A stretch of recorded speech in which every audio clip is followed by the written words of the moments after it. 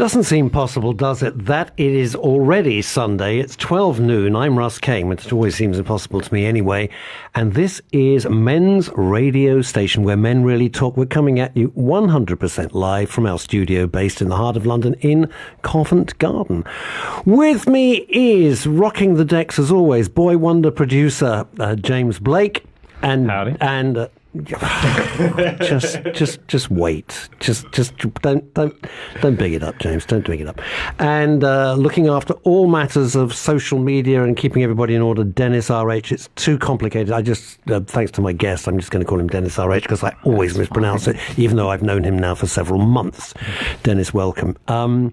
You know, it's an interesting thing, just before we start with our first guest, who is fascinating. I had a meeting with him prior to this a few weeks ago, and I was gobsmacked, I think is the word, and I think you will be too when you hear what he has to say. It's revolutionary.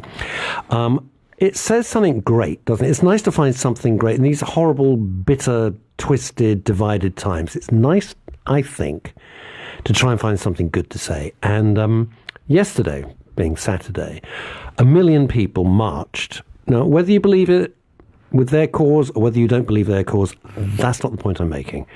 It said something fantastic about the United Kingdom, that 1 million people can march through one of the major cities of the world, London, no trouble, no anxiety, just people out to exercise what they feel is their democratic right.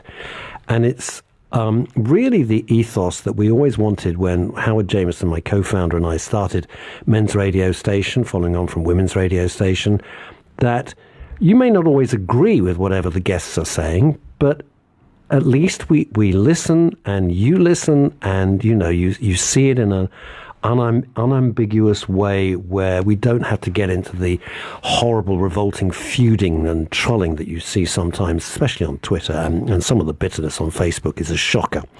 Speaking of Facebook, we are up on Facebook Live, so if you were marching yesterday, well, bravo to you. You know, you got out of your homes and you went and did it. I know there's going to be the other side of the argument. They'll be marching, and I hope you march with the same dignity that everybody else. And it sounds weird, but that British sense of humour, some of those placards were just so damn witty, and that's what defines us as a nation. You know, other countries that have had the military out, that have had the army out, you know, it's getting to that stage, right? Not in Britain, we're okay. Just some sort of serious tutting. That's the way we do it. My first guest, an extraordinary fellow. As I said, I had a meeting with him, with Howard Jameson, and I thought, wow, just got to get this guy on the show. His name is Kevin Lay. Kevin, hello and welcome to Men's Radio Station. Hi there, and thank you. Thank you. Well, thank you for finding time. I know you're slightly busier than God at the moment, but thank you very much. You are a progressive therapy practitioner. Mm-hmm. What does that mean? First of all, I became a therapist about 20 years ago. Prior to that, I had a corporate career. Prior to that, I'd worked in different parts of the world doing different things. The reason I got into it initially was I was quite ill 20 years ago. I had a massive tumour on my kidney. And oh my God, I never knew that. Yeah, wow. the odds of me coming through the procedure were 90%, which I thought were pretty good. And then the surgeon told me actually it was 90% not in my favour. The other way? Yeah. And I thought, okay. Jeez. I said, well, I'll be in the 10%. And he said, well, it's a nice positive attitude, but you don't get to choose. At which point I said, well, you don't either. So I'll be in the 10%. And I've got to stop you. How did you... This sounds really trite, but you're thinking, I got a 10% chance of coming through this after the anaesthetic. That's the last thing I'm going to know. Yeah. Did you make your peace? Did you say goodbye to people? I didn't have children at the time. Was married at that moment, but not anymore. But I never actually had in my head anything other than I'll see you in recovery. Wow. It was just that was just what I had in my head. And I remember waking up actually in recovery, and my ex standing there crying, who was a medic anyway. I mean, she's a doctor, and, you know, she knew exactly what was going on. And the surgeon looking down at me saying, "Well, you're a tenacious little git, aren't you?" And I'm like, "Well, yeah, here I am, you know, hi, told you so," kind of thing. And I was actually in intensive care afterwards. I was in a significant amount of pain. And a couple of beds down from me was a guy that had a chronic myeloid leukemia, and it was, you know, life limiting. Right. And we got on, and, you know, we had that kind of gallows kind of humour. I'd wake up in the morning and sort of look across and go, "Are you still here?" kind of thing. And he'd be like, "Yeah, so hurry up, because I want to finish. I want that book that you're reading." You know, yeah, it was, you know, twisted kind of humour like that, but it got through the day. And his brother used to come in every day. And at the end of one of the visiting sessions, he came across the end of my bed, and he said, "Hi, I'm Mike," and he said, I'm John's brother." I said, "Yeah, I kind of know." He said, "I understand you're in a lot of pain," and I'm like, "What? No shit, Sherlock. You know, what gave that away? The screaming, the yelling, the moaning, the whinging?" And he went, "Would you like to control your pain?" And I said, "Well, I can't. I'm on maximum morphine. If they give me any more morphine, they'll have to ventilate me, and they don't want to do that. Right. And they just literally can't give me any more. I'm junked up to the eyeballs." And he went, "No." He said, "Would you like to control your pain? I can teach you some hypnosis and NLP techniques that will help you." Quickly, what's NLP? It's neuro-linguistic programming. Cool. Yeah. And which I hadn't got a clue about at the time. And I'm like, "Well, yeah, thank you, but no." I mean, my background is engineering and physics. It's so highly practical, in other very, words. very left brain, very analytical, very sort of, you know. And he said to me two amazing questions, which I will never ever forget. And he said, "Okay, well, where are you going right now?" And I thought, "Okay, now you're winding me up, because I had drips in each arm and like wires everywhere, well, obviously nowhere."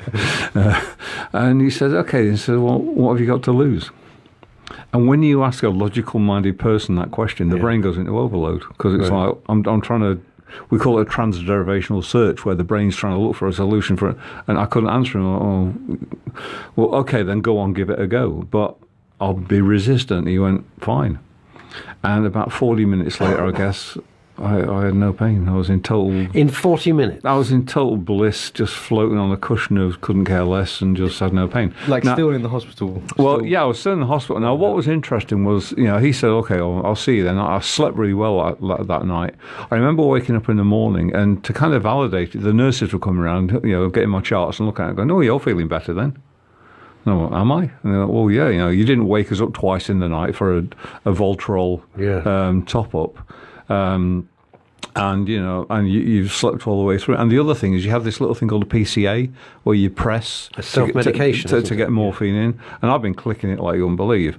And I hadn't been doing it. I'd literally stopped, because it records every time you click it. It doesn't deliver every time you click it, but it records it. And they said, "Well, you know, yeah." I then put it to, well, okay, it's just all the cascade effect of all the previous drugs have built up, and there's a whole. So I logicized it in my head, just, you know, because that's what I would do. I'd say, it's a coincidence. Yeah, totally. And he came in later that day and sort of said, "Hi, how you doing?" And I went, "Well, actually, I do feel a lot better." I said, "But I think it's just, you know, fine." He didn't want to take any credit. He didn't try and convince me. He didn't try and sort of, you know, convert me or anything like that. And I'm like, okay. And he gave me a book, and he said, "You might like to read this, because I know you're into sort of science and, you know, structure and things." And he gave me a book called Frogs into Princes by Richard Bandler, who's the guy that created, or one of the guys that created neuro-linguistic programming. And he said he's a mathematician and sort of scientist, like, you know, "Oh, okay." So I started to read this book, not realizing that the whole book is a hypnotic script. Oh. So I'm reading this book, and I'm testing all the techniques out as I'm reading the book, thinking, wow, this was, if I don't like something, I kind of push it off in the distance, I grey it all out, or kind of Vaseline it all out. Yeah, it's got less of an impact. And then I tried other techniques, and I found every technique that I was doing, because they're in the book, I'm finding these are working. So I read it, and then I thought, okay, that's kind of cool. And then I thought, all right, I need to read it again. And this time I want to be analytical and critical. So I started to read the book for the second time. And I'm about half the way through it the second time, when he came in for the evening sort of session. And he said, "Oh, yeah, how you doing?" He said, "Oh, I see you getting on well with the book." I said, "Getting on. I've already read it once. I said, this is my second reading of it." He went, "Oh, right." I said, it's amazing. So have you got anything else like this? He went, "I thought you might say that." Bang, on the end of the desk, about 15 books, and you get through that lot. So I started reading all these books on NLP and hypnosis and Erickson and various other people, and became absolutely fascinated by it. And then when I left hospital, I thought, okay, once I've healed up, I'm going to find a course in this. So I found a guy that was local to me because I was quite lazy, didn't want to travel too far. The Transformational School in Nottingham, where I lived at the time, and went and met the guy that ran the school, and we got on, and I did the training course and qualified and certified. I then met a little while after that. I won't go into the whole story, but I managed to bump into Paul McKenna. And Paul and I became very good friends. And then Paul and I sort of were talking about NLP, because I'd done psychotherapy and I'd done hypnosis by now. I was qualified in that. And then Paul suggested that I look at NLP. And I said, "Well, I've read all the books." And he went, "No, you really need to do the course." I went, "No, I've read all the books and you need to do the course." So, what was Paul doing at the time? Because as you know, you and I know that Paul and I worked together on radio. Had he left Capital by then? Yeah, and he'd kind of got Paul McKenna training going with Michael Breen and Richard Bowler. Yes, Michael Breen, so between them all, name I'd forgotten. Michael's a cool guy. Very nice well, guy. Very nice guy, very clever guy. I haven't heard his name for ages. And anyway, I went and did the course and realised that, hey, they were right. You actually need to go and immerse yourself in the course to really get it. You can't pick it up from a book. It's like sort of saying, well, okay, I've read every book there is on how to drive a car. Now give me a car. You've got to immerse yourself in the experience. You have to do the practical before you... Yeah, it's like getting onto a plane and the pilot saying, "Hi, my name is Captain Smith. I'm your pilot today, and I just want to reassure you I've read every book there is on the theory of flight, and I've read every technical manual there is on this plane." I've never flown before. Yeah, you'd feel a bit uncomfortable. So I kind of got it from as that you were element. heading for the door. Yeah, you feel uncomfortable. Yeah, let me out at 50,000 feet. I then, when I completed the NLP training, I thought, okay, I just had this epiphany. I was flying up to Scotland because I was still a director of a company at the time, doing really well in corporate land, and I was on the plane going up to Scotland. I remember it was April the 3rd, and we had a meeting at Glen Eagles. And I got picked up at the airport. And when I went into the directors' meeting for that day, and I was the chairman of the meeting that day, it's okay. Before we start, I need to make an announcement. I'm done. I'm quitting. I'm going. I hadn't got a clue what I was going to do. But I'm done with this. I want to do something else. But what was the driving force? That, I mean, clearly you were successful. You don't fly up to Glen Eagles and chair a meeting if you're not. So it's a huge leap of faith. Yeah, and I think a lot of people totally listening now will go, well, yeah, I don't really like what I'm doing, and I would like to do it. It could be whatever. It doesn't matter what it is. But why did you feel sufficiently confident, Kevin, to do that? Because I negotiated a year's salary. Oh, fair enough. Ever the practical man, Kevin Lay. So I kind of had a year buffer. And I knew that if everything went wrong, I could step back into corporate quite comfortably. But I didn't really want to. I also have this thing in my head that you can't really have your feet in two camps. I couldn't be a corporate executive and a practicing therapist. I just my head doesn't do that. Well, they're quite different worlds. They're totally. I mean, actually, what's happened is I ran and developed a very successful practice, and December last year, I decided, okay, I'm done. I've been doing this nearly 20 years now. I don't want to do therapy anymore. Now, saying that, because I've changed the way I work. I now work over Skype with most of my stuff now. I'll still do 3 a week because that, pays the bills, and it's a lifestyle kind of business with that. But we're developing an app at the moment, and I want to focus solely and devote all my time networking and talking to people about it and working with that. And I can't do that while I've got a therapist hat on. I've kind of got to step back into corporate mode. Yeah, I was going to say, it's funny how you've kind of gone full circle. I've gone full circle. I'm stepping now back into corporate mode. I'm going to Institute of Directors meetings. I'm going to FSB meetings. I'm going to expos here, there, and everywhere, and chatting to everyone that I can.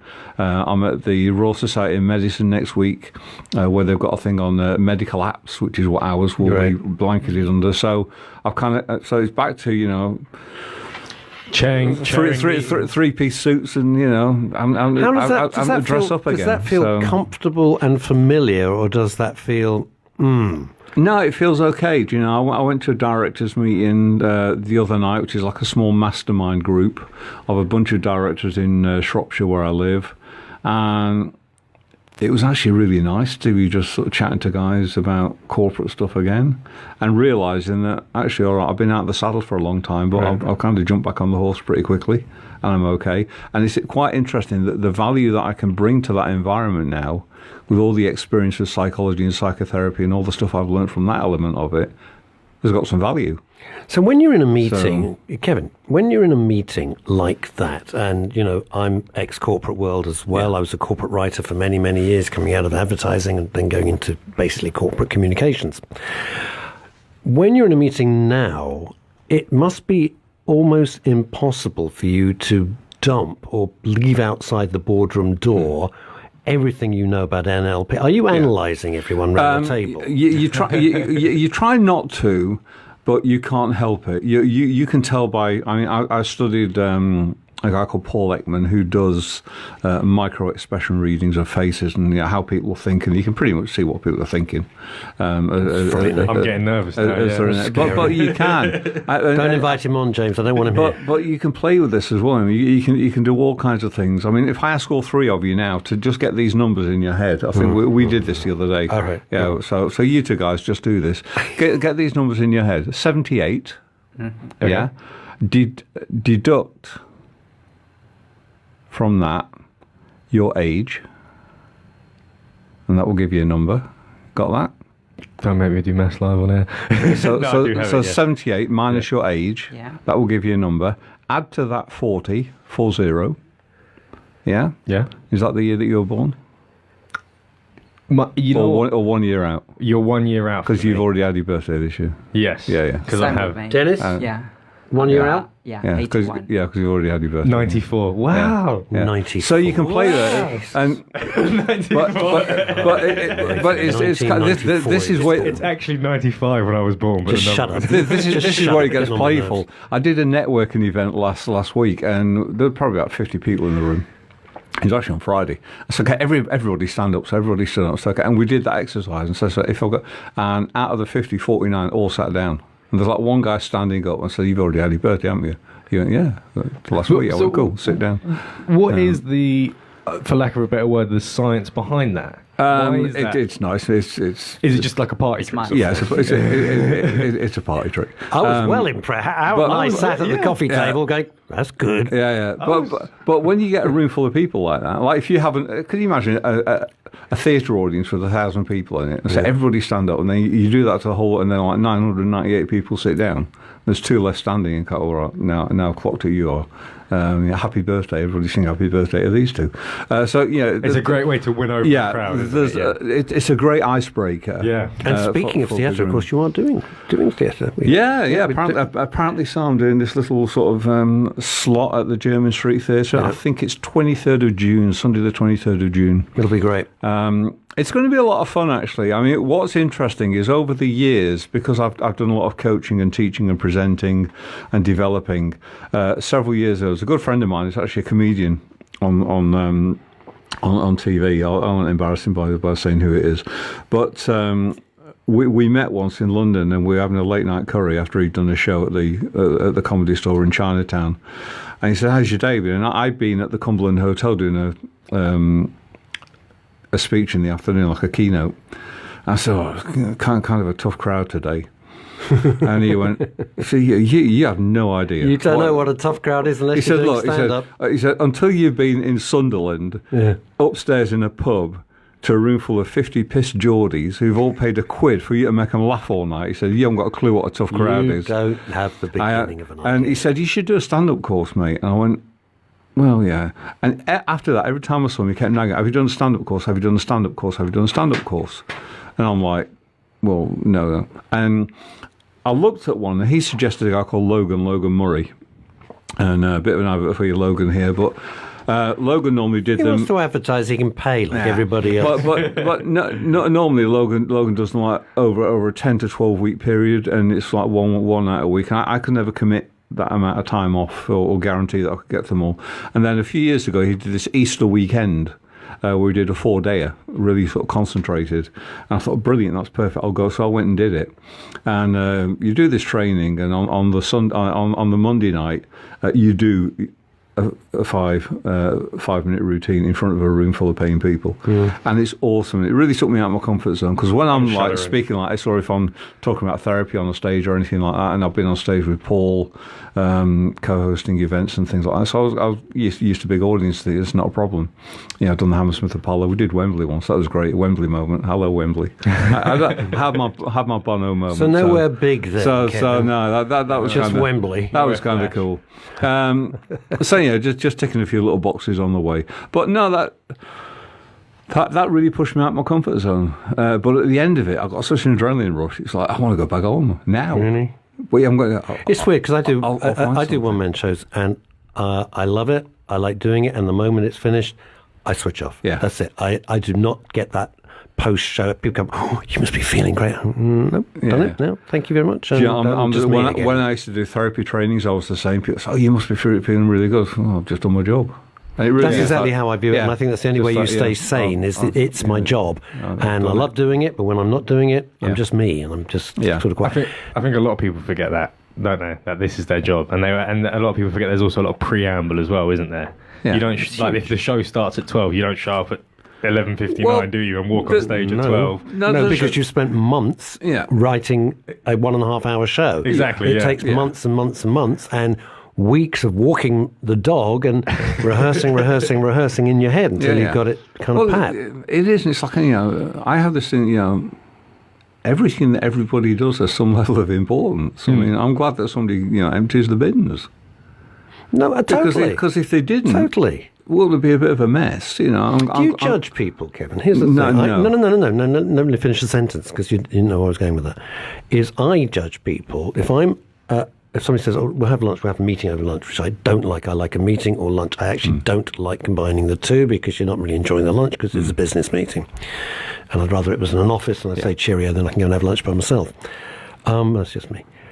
The way that they treat the waiting staff is how I judge them. And if they're rude, what I was saying is, if they're rude to them, I think, you're not a nice person. No. That's because, they can't answer back. And you're treating them. One of my things that I have I actually posted it on LinkedIn today, is, when you see the way people behave, and it's like, in a world where you can be anything, just be kind. Now, but what about if there are things that have affected that someone that makes them behave a certain way? Yeah, no, I get that. Several years ago, again, I was diagnosed with a brain tumour. It's okay. It's what they call an acoustic neuroma, so it's benign, but it presses on my 8th cranial nerve, and sometimes I wake up in the morning completely deaf. Like, absolutely, it's a bit of a Russian roulette. I'm like, for about 3 hours, and all of a sudden, boom, my ears just explode. Like, I can hear everything.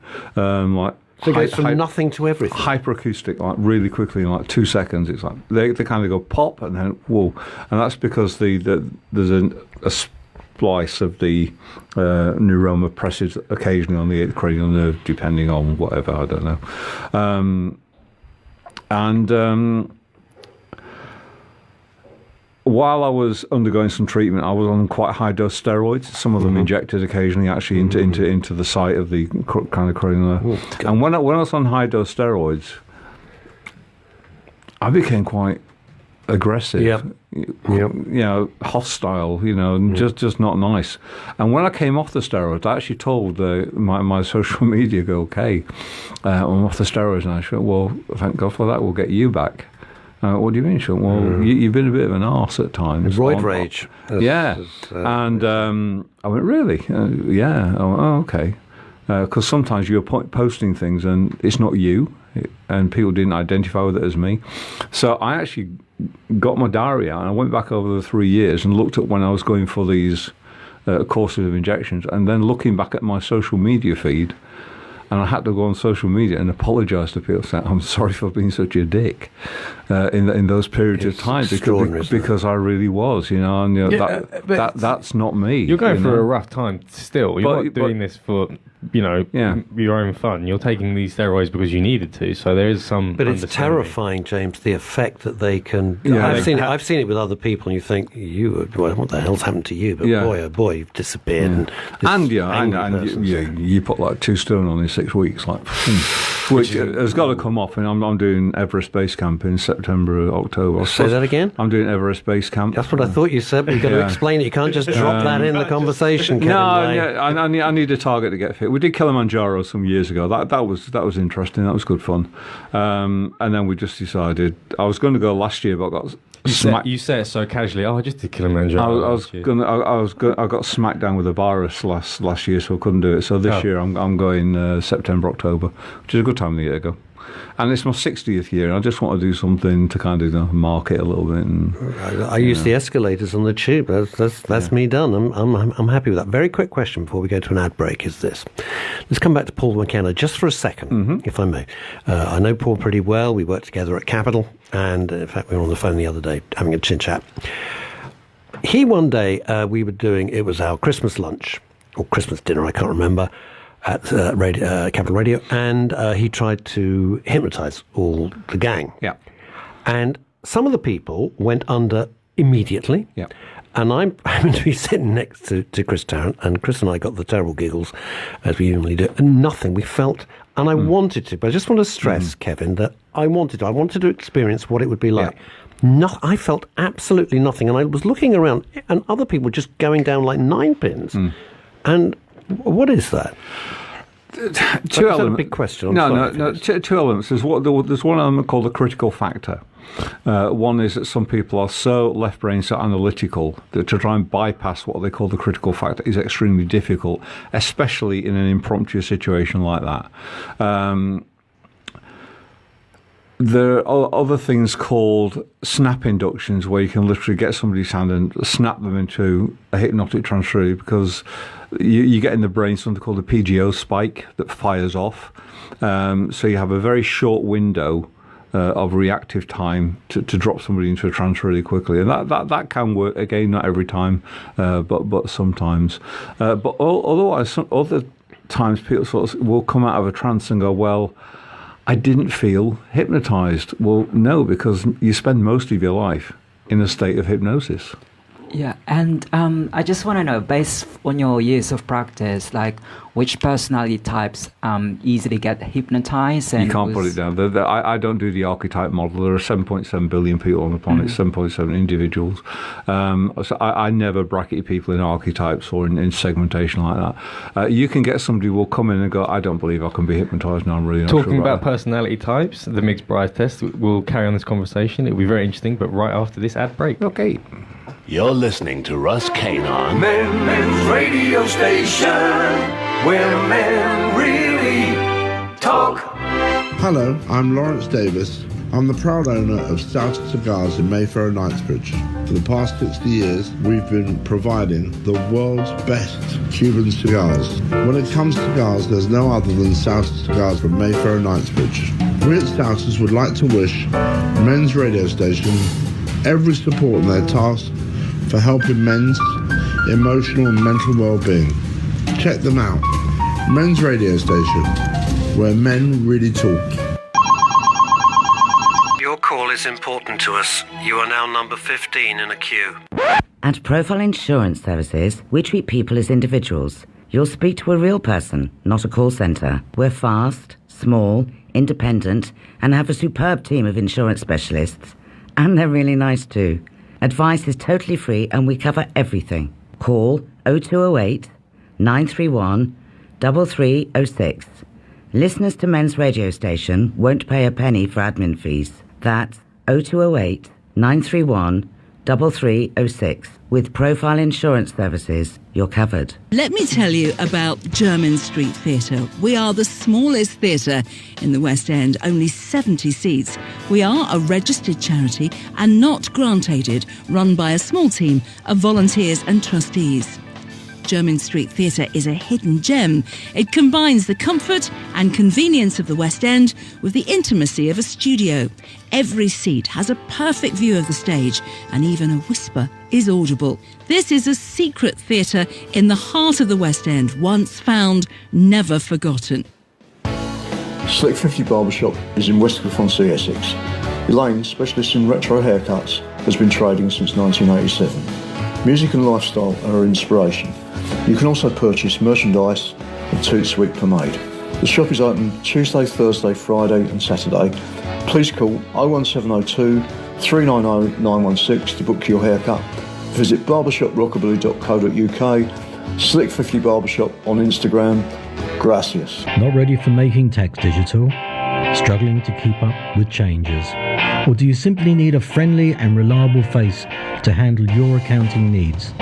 With over 20 years of experience, BBK Partnership in 5 London areas provide personal advice, and all our partners are readily available in person and by phone at times that suit you.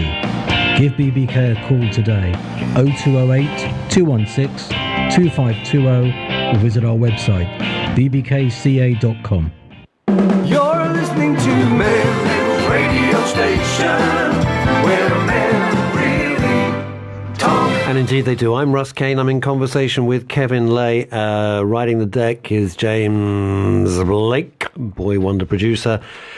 And Dennis is looking after all our social media. You can join in the conversation simply on Facebook Live.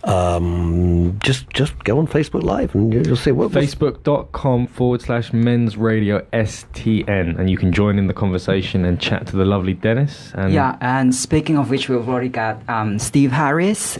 Steve says hello to everyone. Hi, Steve. Thanks for listening, Steve. That was it? Yeah. Oh, hi, Steve. Thank you very much. I thought it was going to be like... I thought that was a question, yeah. I thought that was...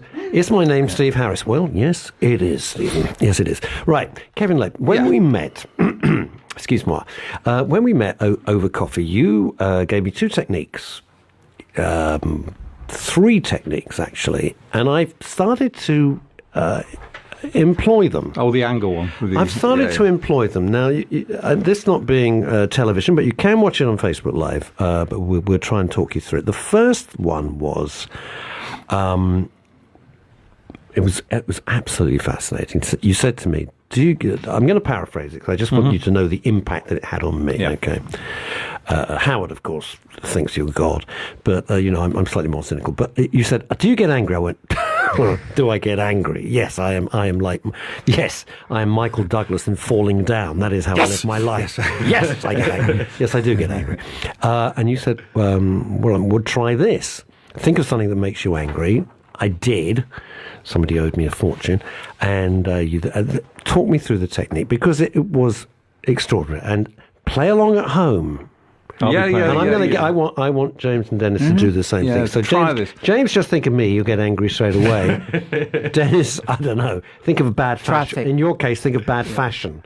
That'll make you very angry, because Dennis is always immaculate. Right. Just to kind of pre-run into it, this whole psychosensory techniques and principles, and I actually call them techniques and principles. It's not therapy, because it's too quick. You can't call something that can knock something out in 1 second therapy. It can't be. It's a technique based on principles. And what I did was I put my engineer's mindset onto emotional issues and thought, okay, there's what they call an epistemology, a structure, a sequence before you get the end emotion. And if we back engineer that to the origin point, like if I don't want the car engine to turn over, I disconnect the battery. Okay. Then... what if we could do that with certain emotions? And I found out about some other stuff later, but I thought, what's required as a caveman? Because our limbic brain, our caveman brain, is 200,000 years old, and it's not changed in all that period of time. We've got this new prefrontal neocortex that has developed, where we've got the rational cognitive thinking and the executive thinking processes. But our survival mechanism in what keeps us alive, which is what our brain is primed to do more than anything else, keep us alive, that's not changed in 200,000 years. Some people say 195 if you want to be pedantic, but it's a long time. And I thought, what's required to be angry? And the requirement of anger is clenched fists and gritted teeth to be able to show to somebody, get away from my kid, get away from my property, get away from me. That's what we do. We adopt this posture. And there's not only me thinking about this. There's a guy called Professor Kessler that's doing a thing called, what's he called it? Evolutionary medicine, which is kind of his take on it. And so I thought, well, okay, well, what if we did something like this? Because one of the acupuncture points for anger is along this finger here. And I thought, okay, well, what if we push the little finger down like that? So you're holding your little finger. So I'm holding my little finger down like this, and while I'm holding it down, I'm pushing my little finger away from my ring finger. Is there any reason you're doing it on? No, just because that's my dominant hand, and I'm doing it. But it works on both. So if I push my finger down like that and then try and get angry, I can't. You literally can't do it. If you relax your jaw slightly, do what I call the Brucey, so you push your jaw slightly forward, you can't clench your teeth. We're all sitting here now. And if you can't push your finger, if you can't clench your fist and you can't clench your teeth, you can't do anger. The signal actually goes back through into the brain, part of the brain called the dentate gyrus, then through the cingulate gyrus, into the amygdala. The amygdala is the thing that fires off the anger response, and it says you don't have the capacity to display anger, therefore you can't be under threat, you can't do anger. Turns it off. Bingo. Now, see, when I did it, and we did it in a cafe, one of Howard's favourites, and I thought of someone that I absolutely loathe, that I used to have business connections with, who just drove me up the pole. Long time ago, but just thinking about this particular person makes me furious. And the effect on me was this, and it's weird to try and explain, but I hope I'm explaining it correctly, Kevin Lay, is I could picture his horrible face and picture him, but my emotion was disconnected. In other words, my stomach wasn't getting clenched, and I didn't want to smash him in the face, as I always live in desperate fear that if I see him in the street, I would do. So it wasn't like I was switched off, but I couldn't engage. It creates a state of ambivalence. Fury. Yeah, it creates a It creates a state of what a client of mine once called "I can't be bothered to be bothered about being bothered." Yeah, which is a great place to be. And it's not you don't care. It's just you learn to have an understanding, a wisdom that it actually doesn't matter. You kind of let it go, don't you? You just sort of think like, I would be fascinated. For those of you listening now, it would be absolutely brilliant if you go onto our Facebook Live. What is that again, James? Just do the thing. Facebook.com/Men's Radio STN. Okay. So if you do that and just try the exercise that Kevin Lay has just explained to you, I would be just fascinated to know what you think, and if it works for you, and let us know. Just write down. That would be great. And no gags. Please don't go gags. I'm serious. I want to know if this really works. Cool. Works for you. Works for me. Works for everyone in the room. Yeah. Did it work for you? I didn't even ask. Dennis, did it work for you? I think it's the same principle with that famous psychology experiment where you put a pen between your mouth and you grin, you smile. Yeah.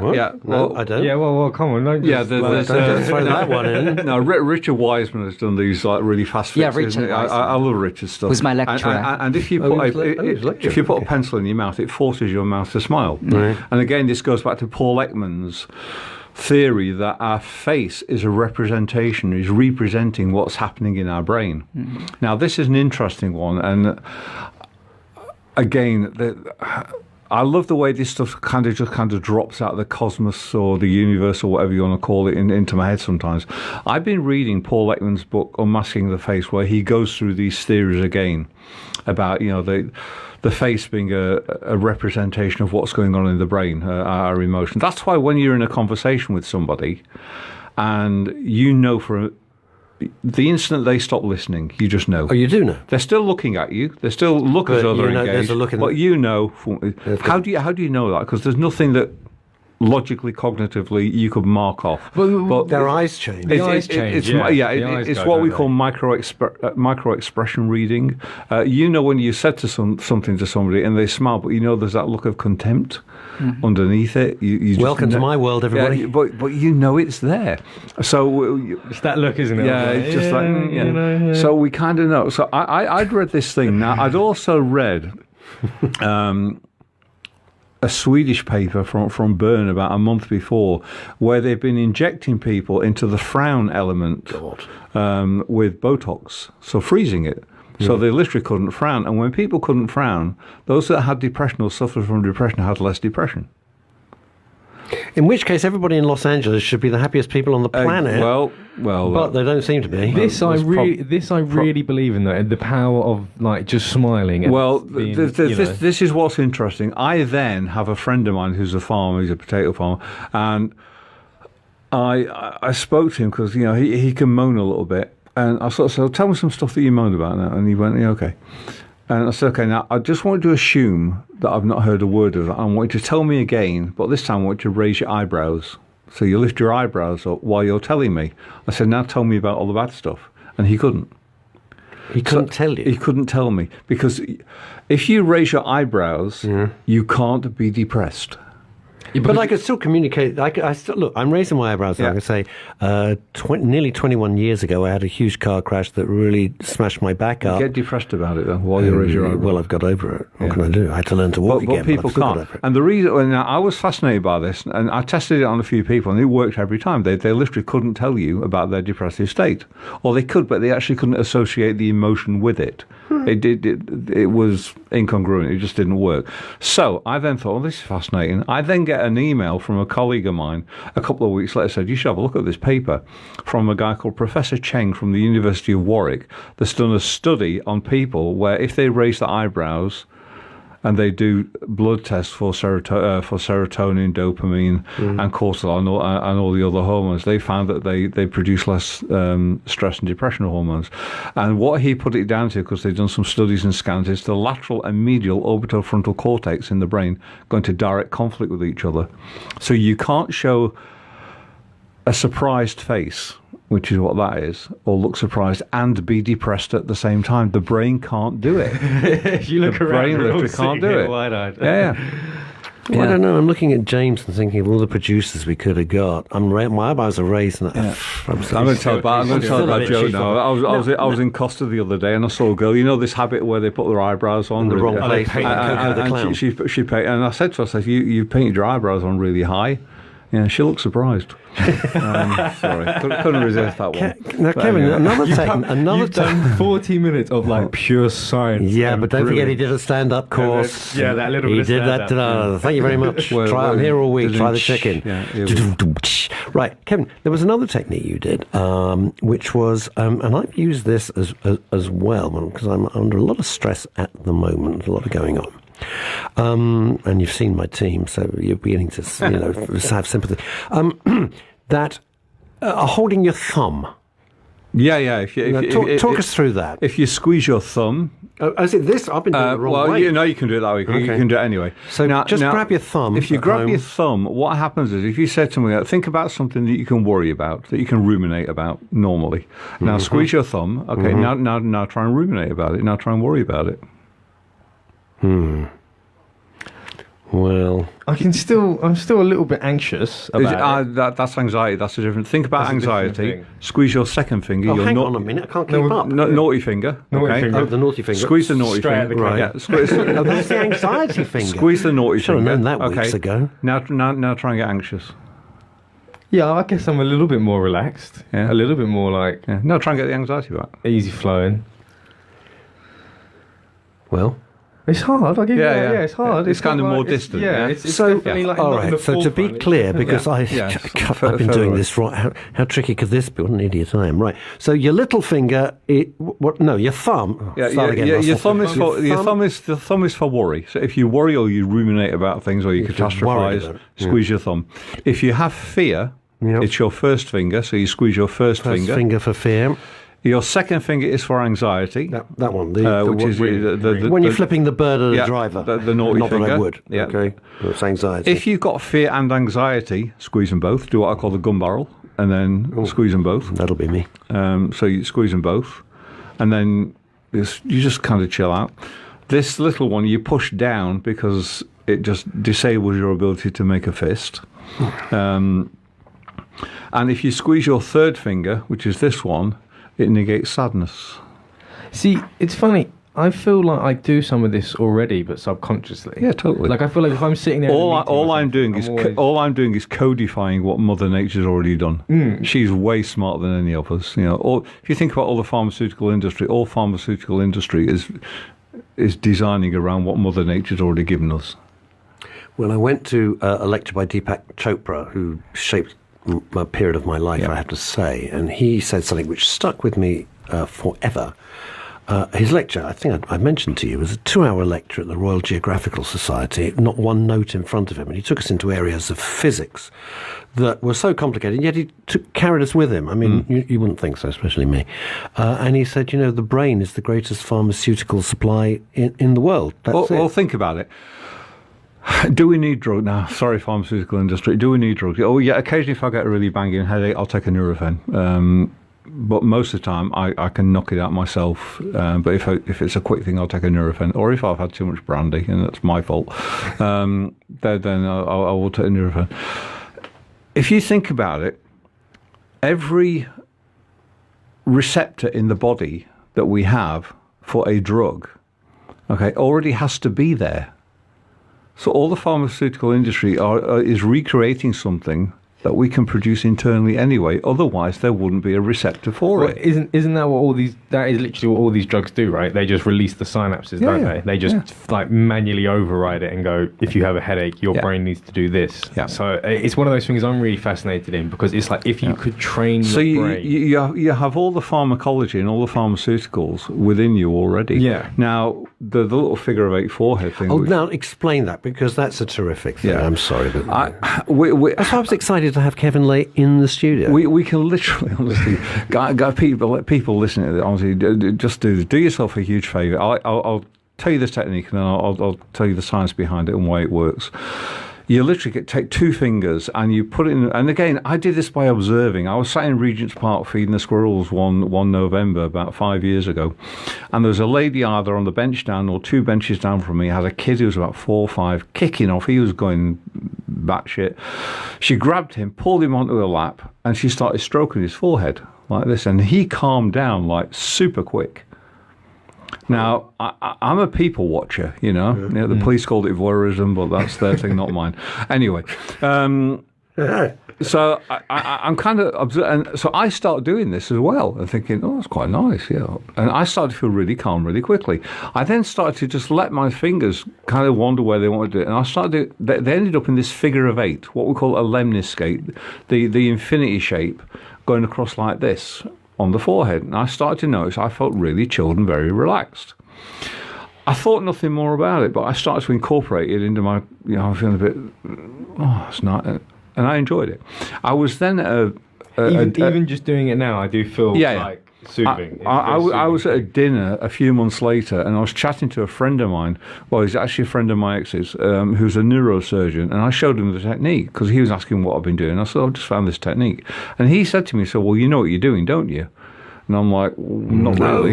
No, it just feels nice. He went, well, okay. He said, what's happening when you're touching this point here? And this is from, bearing in mind, this is a consultant neurosurgeon. Okay, he says, you're touching the third eye point. And my brain kind of went, you know that language? And he went, yeah, we just don't talk about it. He said, but of course we understand it. So it's an Ayurvedic point as well. He said, by touching this point here and then by moving around it like this, he said, you're stimulating the pineal gland, which is right in the center of the brain. It's a tiny little pine-shaped sort of process right in the center of the brain. It's the most protective part of the brain. Very, very important. And when you stimulate the pineal gland, that activates the pituitary gland. The pituitary gland will release hormones, and the prime hormone that it will release when you're doing a stroking, saying when you stroke a dog or you stroke a cat, or somebody gives you a hug, you release oxytocin. He said, when you release lots of oxytocin, he said, it takes over all of the cells in your body. Now, it's a nanopeptide, so it's got a much stronger bonding capacity than cortisol. So if cortisol tries to come into your system, the stress hormone, it's got nowhere to go because all the receptor sites have been taken up. Now, if somebody runs in the room with a knife or a gun or there's danger, you'll dump it all and you're going to full fight or flight. So it doesn't make you stupid. It doesn't make you unsafe. However, when you just try and get stressed, you can't. And it's the coolest thing. Now, the other things about oxytocin are it's an anti-inflammatory. Now, all disease begins with inflammation. It also releases nitric oxide. Nitric oxide is a vasodilator, so your blood pressure reduces.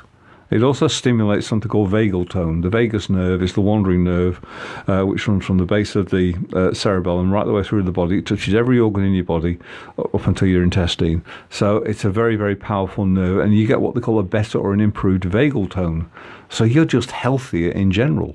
And it's the simplest of technique, and it takes 30 seconds max. So you put your two fingers in the middle of your forehead. Of your forehead. So all you guys do here we go. So I'm going to ask you to close your eyes, but just trace that figure of 8 shape while you do it. And I'll just count slowly from 1 to 20. 1, 2, 3, 4, 5, 6, 7, 8, 9, 10, 11, 12, 13, 14, 15, 16, 17, 18, 19, 20, and start opening your eyes. Try and get stressed about anything now. Well, I'm very asleep. Yeah, I'm very relaxed. Yeah, just like very relaxed. It's extraordinary. Again, if you did this listening at home, don't do it in the car, for God's sake. You're going straight to a lamppost. But if you did it at home and it worked, let us know on Facebook Live, because we're at it on Facebook.com/Men's Radio STN. Thank you, relax, James. Apparently it doesn't work on trolls, but hey, there you go. There you go. Can I get into... There is one... Oh, yeah, no, another question. I got, we could talk all day, but how can you try and release more serotonin? Same thing. Along with the oxytocin, serotonin automatically gets produced. If you do the figure of 8. Yeah, if you do that figure of 8 technique. Okay. Yeah. Or literally, just think happy thoughts. Because the brain can't tell the difference between what is real and what's imagined. So if you're imagining that you're having a great time and the world's happy, then your world is. Shakespeare, there is nothing good or bad other than thinking makes it so. Nice quote. That's come on, Shakespeare knew this back in the day. There is nothing good. There is nothing good or bad other than thinking makes it. Why is it? If you think your brain goes where it focuses. So if you're focusing on misery then you're going to feel grumpy and miserable. It is. Some people are energy vampires, and you can't wait to get out of their company because you think, God Almighty, you're just exhausted and it's just negative. And some people you feel even better if you're in a good mood. You feel even better after you've left, and you think, that was terrific. Whether it was a meeting or not. Why is it, Kevin Lay, that, and so many people do this, you wake up 3 or 4 in the morning and you don't lie in bed thinking, do you know, I've done this, I've achieved that, this is all good, and I got great kid. You lie there and you just think of all the crap things that you've done, the bad mistakes that you've done, the things that you're angry with yourself about. Why is it that? Why do we not wake up and go, do you know what? Life's pretty damn good. Yeah. Why don't we do that? Because we get conditioned into it. There's a thing called Hebb's law. What fires together wires together. So the more you think of a problem, and then you think of it again, it's like a thin piece of string, and then you put another thin piece of string next to it, and then they wrap together, and eventually you get this big thick rope of negativity. Mm-hmm. If you can stop that at night time, there's a process called synaptic pruning that occurs when we're in deep sort of REM sleep, and what happens then is those unused things die back. That's why the anger one is so good, because 2 or 3 days of doing what we call a pattern interrupt and turning off the anger, the brain goes, I actually don't get angry anymore, or I get less angry less often. Is it like you slowly start to disassociate with it? So it kind of dies back. The process that fires off the anger just isn't as accessible, so it dies off organically. So in 3 or 4 days you become organically less angry, so you're not managing the anger. And it's the same with all these other thoughts. And again, it's what you tell yourself. Life's a story. What do you tell? I have this thing where, I have what I call a success sandwich every day. Now my success sandwich is I wake up in the morning and I kind of go, made it.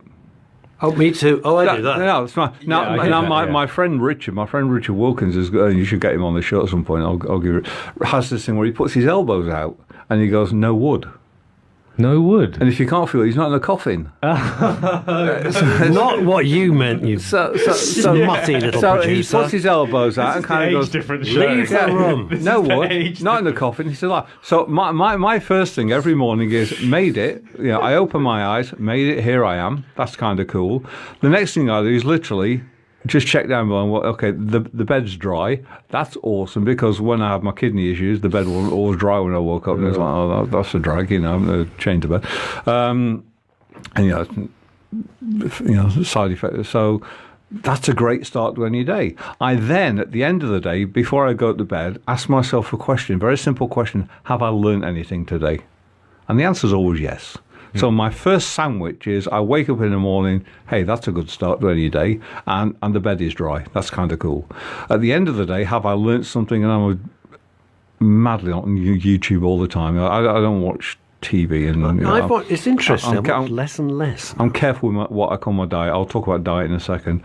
And everything in between that is just filling. So what do I fill my day with? It doesn't matter. As long as I start the day off successfully and I finish, that's my success sandwich every day. As long as I've eaten a success sandwich every day, that's kind of cool. There's some rubbish in the middle.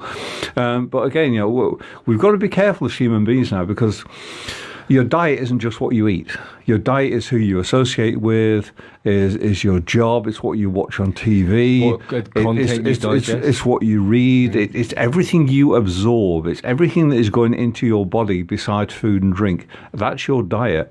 And like you were saying, there are certain people that when they walk into a room, the room lights up. There are certain people when they walk out of a room, the room lights up. Yes. That's the people that, if you're aware of them, avoid them. If you can, avoid them. You're absolutely right. So if we wake up, by the way, this is Kevin Lay, in case you're thinking, this is great, I'd like to know more. Jermyn Street Theatre, which is, in Jermyn Street, in central London. Kevin will be doing the first of, we hope, a series of shows. We're really, Howard, Jameson and I are very excited about this. It's in June, did we say? 23rd, Sunday the 23rd Sunday the 23rd of June, Jermyn Street Theatre. It's going to be absolutely terrific. We haven't come on to post-traumatic stress syndrome. We haven't got time, but I'm hoping you're going to come. I'll come back and do that. That would be great, because that is a huge issue. I'm actually glad you call it a syndrome, because it is not a disorder. It's actually a post-traumatic stress injury. It's an injury rather than a disorder. And like any injury, it can be fixed relatively quickly and relatively simply. That is, when you discussed that over coffee, I was absolutely astounded, but it's not something for a short conversation, because that in its own is at least 30-minute chat. Yeah. Kevin Lay, if people want to know more about you, by the way, how do they I'm hard to get a hold of. No, honestly, just Google Kevin Lay. You'll find Laye. There's YouTube clips on there which you can look at. You can go on my site, kevinlay.co.uk. Just hunt me down. Don't say that to our listeners. They probably will. Kevin Lay, thank you so much. It's been an absolute pleasure. It's been great. We will be with our next guest after this break. You're listening to Russ Kane on Men's Radio Station, where men really talk. Hello, I'm Lawrence Davis. I'm the proud owner of Started Cigars in Mayfair and Knightsbridge. For the past 60 years, we've been providing the world's best Cuban cigars. When it comes to cigars, there's no other than Started Cigars from Mayfair and Knightsbridge. We at Starters would like to wish Men's Radio Station every support in their task for helping men's emotional and mental well-being. Check them out. Men's Radio Station, where men really talk. Your call is important to us. You are now number 15 in a queue. At Profile Insurance Services, we treat people as individuals. You'll speak to a real person, not a call centre. We're fast, small, independent, and have a superb team of insurance specialists. And they're really nice too. Advice is totally free and we cover everything. Call 0208 931 3306. Listeners to Men's Radio Station won't pay a penny for admin fees. That's 0208 931 3306. With Profile Insurance Services, you're covered. Let me tell you about Jermyn Street Theatre. We are the smallest theatre in the West End, only 70 seats. We are a registered charity and not grant-aided, run by a small team of volunteers and trustees. Jermyn Street Theatre is a hidden gem. It combines the comfort and convenience of the West End with the intimacy of a studio. Every seat has a perfect view of the stage, and even a whisper is audible. This is a secret theatre in the heart of the West End, once found, never forgotten. Slick 50 Barbershop is in Westcliff-on-Sea, Essex. Elaine, specialist in retro haircuts, has been trading since 1987. Music and lifestyle are her inspiration. You can also purchase merchandise and Toot Sweet pomade. The shop is open Tuesday, Thursday, Friday and Saturday. Please call 01702 390 916 to book your haircut. Visit barbershoprockabilly.co.uk. Slick 50 Barbershop on Instagram. Gracias. Not ready for making tax digital? Struggling to keep up with changes? Or do you simply need a friendly and reliable face to handle your accounting needs? With over 20 years of experience, BBK Partnership in 5 London areas provide personal advice, and all our partners are readily available in person and by phone at times that suit you. Give BBK a call today, 0208 216 2520, or visit our website, bbkca.com. You're listening to Men's Radio Station, where men really talk. I thought that was just an amazing hour. I don't know where the hour went. It's quite extraordinary. And I know that James Boy Wonder Engineer is like stunned from what we just heard with Kevin Lay. I am in love with him. Really, truly, I'm head over heels with Kevin Lay. Right. Okay. He will be coming back very soon. He will be. I've learned a lot about stuff, especially touching your finger and the forehead thing. All of that is really, really helpful stuff. And he's back. So Kevin's going to stay with us for as long as he can. Yeah. And my next guest here on Men's Radio Station, I'm Russ Kane, by the way, you probably gather that, is Julian Nettlefold. Welcome, Julian. Thank you very much for coming out on a Sunday. Just quickly before we do move on, I just want to say one of the things Kevin was talking about was a lot with the hands, and I find that I do that a lot anyway if I'm in those situations. And it was very interesting for him to say, well, if you're doing this, it means this. And I always find myself, even if you watch me here, I'll be sitting here like this or like this and doing it. And it was interesting to have someone finally say, like, oh, this means this means that, and to have it backed up with some science as well. It wasn't just plucked out of thin air. What I'll do, if it's okay with you guys, just pull the mic up. I'll send through to you a graphic that's got all the emotions attached to all the fingers with it, and then if you want to post it on your social media feed, our Men's Radio Station website, then I'll then put it on the site, and then people can just go on and try it. Yeah. And Dennis will. I'll happily do that. Please send it through, because I would love that, even for my own personal reasons. Did you hear any of the conversation, Julian? No, I didn't. Oh, you missed the treat. Very right, Julian, welcome to Men's Radio Station. As I said, thank you very much for coming in. Always lovely to see our guests. Tell us a little bit about yourself. And basically, I've been in publishing for all my life, military publishing, and ran a PR company in the 1980s and met the girl of my dreams, and off we go into the sunset and get married. And then problems started, and she became extremely violent. Towards you? Towards me. Okay. And, well, in fact, she got extremely violent before we got married, but given the toxic nature of my upbringing, it's ingrained in you that you deserve it. So, we're getting into so many areas straight away. So we're going to have to dice and slice this up, Julian. So and we always have a rule here on Men's Radio Station that we'll push it as far as we can go. And if you don't want to answer, it's not the BBC, it's not not John Humphreys on the Today programme. You're not a politician. You can just say, I just don't want to go there, and we go, that's fine, we don't go there.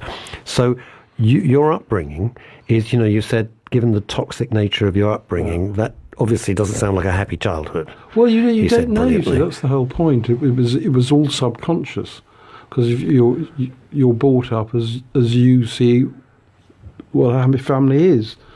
So to you it was normal. To me it was normal.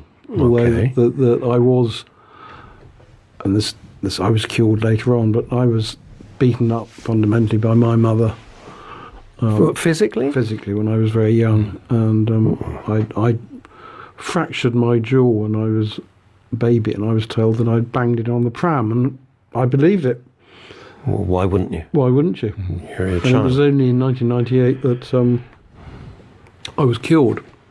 So, but you don't mind me asking, are your parents, have they died? Are they still with you? They both died. They both died. And did you ever have, only because I'm curious, it's my nature, did you ever manage to mend this, or did they die with you loathing them? Well, it was fascinating because I met this wonderful lady called Dr. Hetty McKinnon through contact in Harley Street. And we were talking about my divorce and about my son he was going through abuse as well. And she looked at me and she said, "They found your weak spot." And I said, "I haven't got one." She said, "Yes, you have. I'll find it." She said, "Do you mind a thing called neuro-linguistic programming?" That's very interesting, because I'm looking at Kevin. As you're talking, Julian, Kevin's busy nodding, so this is obviously resonating with whatever advice that he would give. Yeah. Wow. Well, what happens with this is, basically, as a child, although you say you didn't know, unconsciously your survival, your limbic system knew, and it requires four things to be traumatized. It requires the event itself, you're being beaten. It requires the landscape of your brain, which is in a developmental stage as a child, so it's in a learning sort of state. I was only 17 months old. It requires the meaning that you put on it.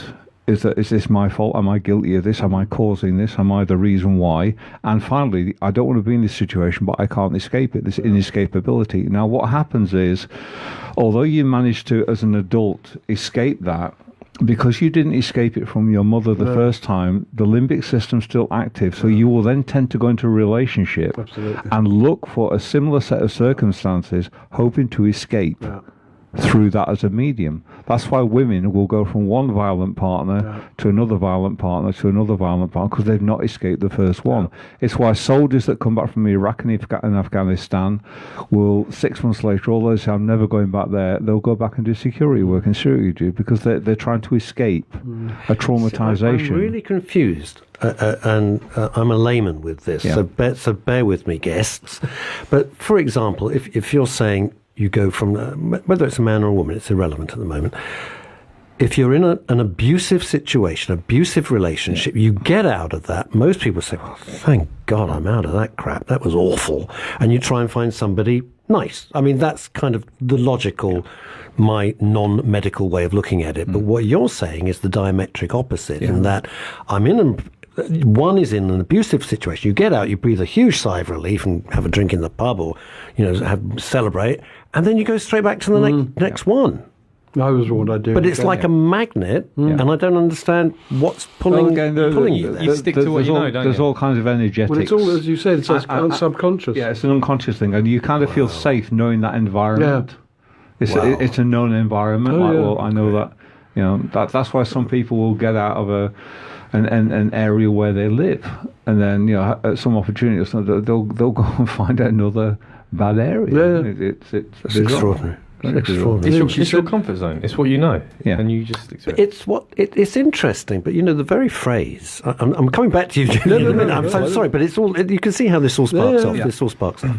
Is that you're using the term comfort zone, right? And that is the term that people use. Oh, they're in their comfort zone, but it's so uncomfortable. If ever there was a wrong nomenclature, that would be it.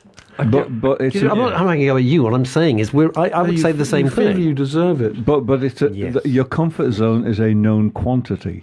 If you step outside of your comfort zone, there be dragons. It's dangerous, potentially hazardous to you. So you'll stay, even though it's uncomfortable, you will stay within that comfort zone. Absolutely. And you will look for a future zone of comfort that replicates what you've had before, because that's what you know. It's bizarre. No, and although at a logical level, you go, "Well, that's ridiculous. This isn't your logic. This is your unconscious programming that's trying to heal you from something that should never have happened in the first place." So you met this marvellous person in Harley Street, which helped you enormously. Oh, she said, "I'm going to put you under." She said, "Do you know about neuro-linguistic programming?" Which you probably know about. And I said no, and because I write about electronics. Oh, okay. That's my forte. So she said, I'm going to put you under. So she said, you're 1 month old, you're 2 months old, 9 months old. How are you feeling? I said, I'm feeling a bit nervous. And she got to 17 months old. My whole body went absolutely rigid. And I saw these hands coming towards me. So she said, wait a minute. So then 20, 21, 22, 23 months, bang, it happened again. So we got to 25 months. And she said, wake up. And she said, now we're going to wind the film back. And when we get to 17 and 23, think of something happy. So she said, 17, think of Harry. So I thought of my son. 23, think of Harry. Killed me. But you asked the question about my mother, and I said to her, shall I tell my mother?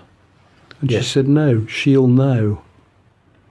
And it was extraordinary. My mother and I had a very, very good relationship after that. But my ex-wife didn't know.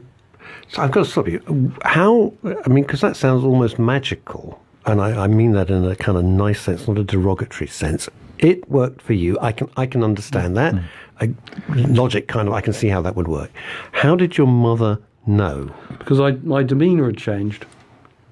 So when you were interacting with her, subsequent to your Harley Street visit and the NLP, there was something. I'm groping here, Kevin.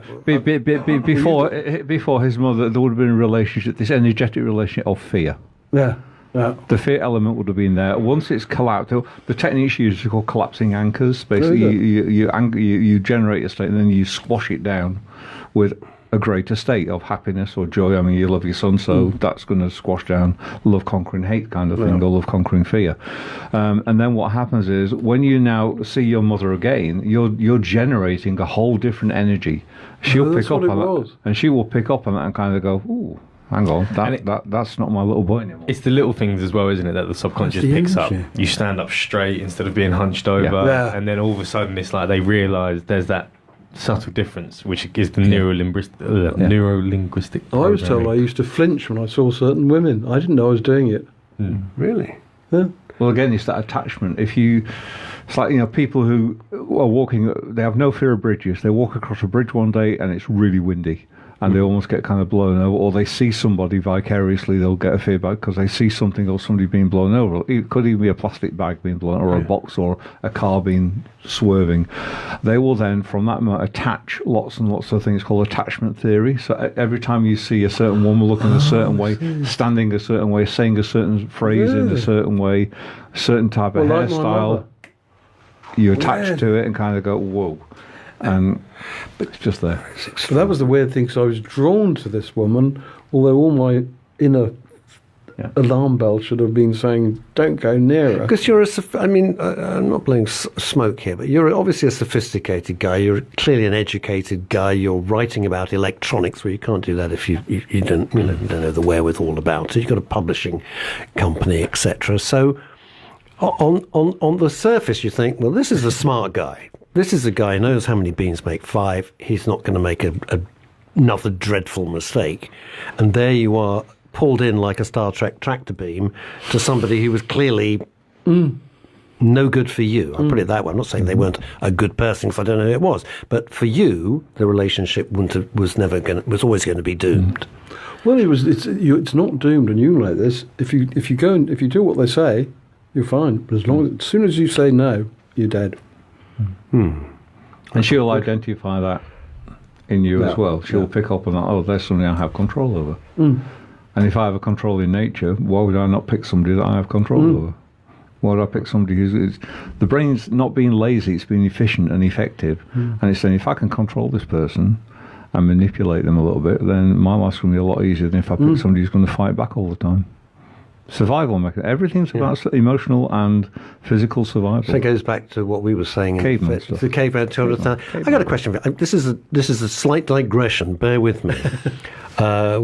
We had a guest on the James the engineer knows where we're going with this. Right. Who said I was completely wrong about this, and I'm just curious. It's an open question. When we were cavemen, 200,000 years ago, whatever it was, and we went out to get our food, Yeah, and we went out with a stick or a club or a rock or whatever it is. Were we primarily eating meat, or were we primarily growing crops? Eating meat. Because what happened, okay, we have three brains. We have what we call our enteric brain, which is our gut brain, which developed way before this brain up here, the top brain. Now, what happened was, and it's not because of any other reason other than that we learned to cook meat, because we used to eat raw meat. Mm-hmm. The moment we learned to cook it, it was so much easier to digest. And that over 85 to 90% of the energy that used to be spent digesting raw meat was free. And that freed up the limbic and then the neocortex to develop. So we then develop what we call the triune brain, or the kind of the limbic brain, and then after that we get our prefrontal, our existing modern man, modern human thinking brain. So it's only the fact that we learned to cook food that were kind of available as humans today. Now, it's interesting when you talk about going out for food. We have a huge problem at the moment with people with weight and everything. And again, that's because our conditioning is wrong. When we're hungry, it's not a sign to go and eat. When we're hungry, it's a sign to go and hunt. Yeah.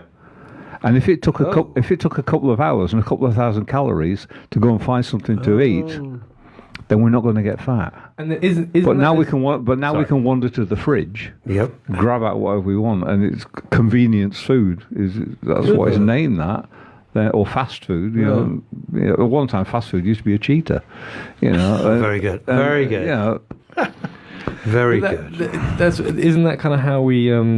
That's how we evolved as well, wasn't it? There's if you eat meat, I think there's like more. I mean, correct me if I'm wrong. I'm sure our man will, but isn't there more nutritional value? Yeah. Isn't there more calories in meat than there is in vegetables? So then it's like you go hunting for 2 or 3 hours. That's why the ketogenic thing is so popular at the moment, because you can lose a ton of weight really, really quickly. And in a very healthy. I know there's going to be the vegans that will argue, but hey ho. Vegans argue, surely not. We had a lovely conversation last week about Did we? vegan. Yeah. Did we? Yeah. I think we have to redefine the word lovely. Now, moving on. I'll say this. It was interesting. So, Julian, you're now with this. You go into this relationship, and tell us a bit more about your story. Well, I mean, before we got married, she had 2 major outbursts, which I sort of absorbed. But the extraordinary thing was about the whole situation was that she never said sorry. There was just a vacuum after this colossal outburst of, really bad anger. And the second one was a week before our wedding, where she actually attacked her sister. Did you not? I know this may sound really the most obvious question I'm ever going to ask in my quite long career on radio, but did you not think, maybe this isn't for me? Maybe I should just call it all off. Well, I'd say the trouble is I absorbed it all because it was just like being at home. And then it got, it got much worse when my son was born. Really, really bad. And that's when I called for help because my son had marks on his neck. And as a baby, or as a baby, 3-month-old baby, and she beat me up, really, really badly one day. And what the doctor said in Scotland was that I then became that reignited the little Julian. Mm-hmm. So when I went for help, I was talking in baby talk, unwittingly. Because of about the electronics in your body, it's like a short circuit, and it brings to the surface the dormant abuse. So I was saying, "There's this woman. She's doing this to me. She's doing this to Harry," and I was panicking. And her demeanour was such, and she'd just say, "Oh, he would say that, wouldn't he?" Look at see, Julian. The people listening. It's very, first of all, it's very brave of you to come on and talk about this because. It's always, 99%, it's the reverse. And in either case, let's be clear, it's unacceptable behaviour. But it's normally men who are being violent towards women. So it's very brave of you. Well, it's and not, you say that. Well, the survey we did in 1992 with Dr. George, it was 70-30.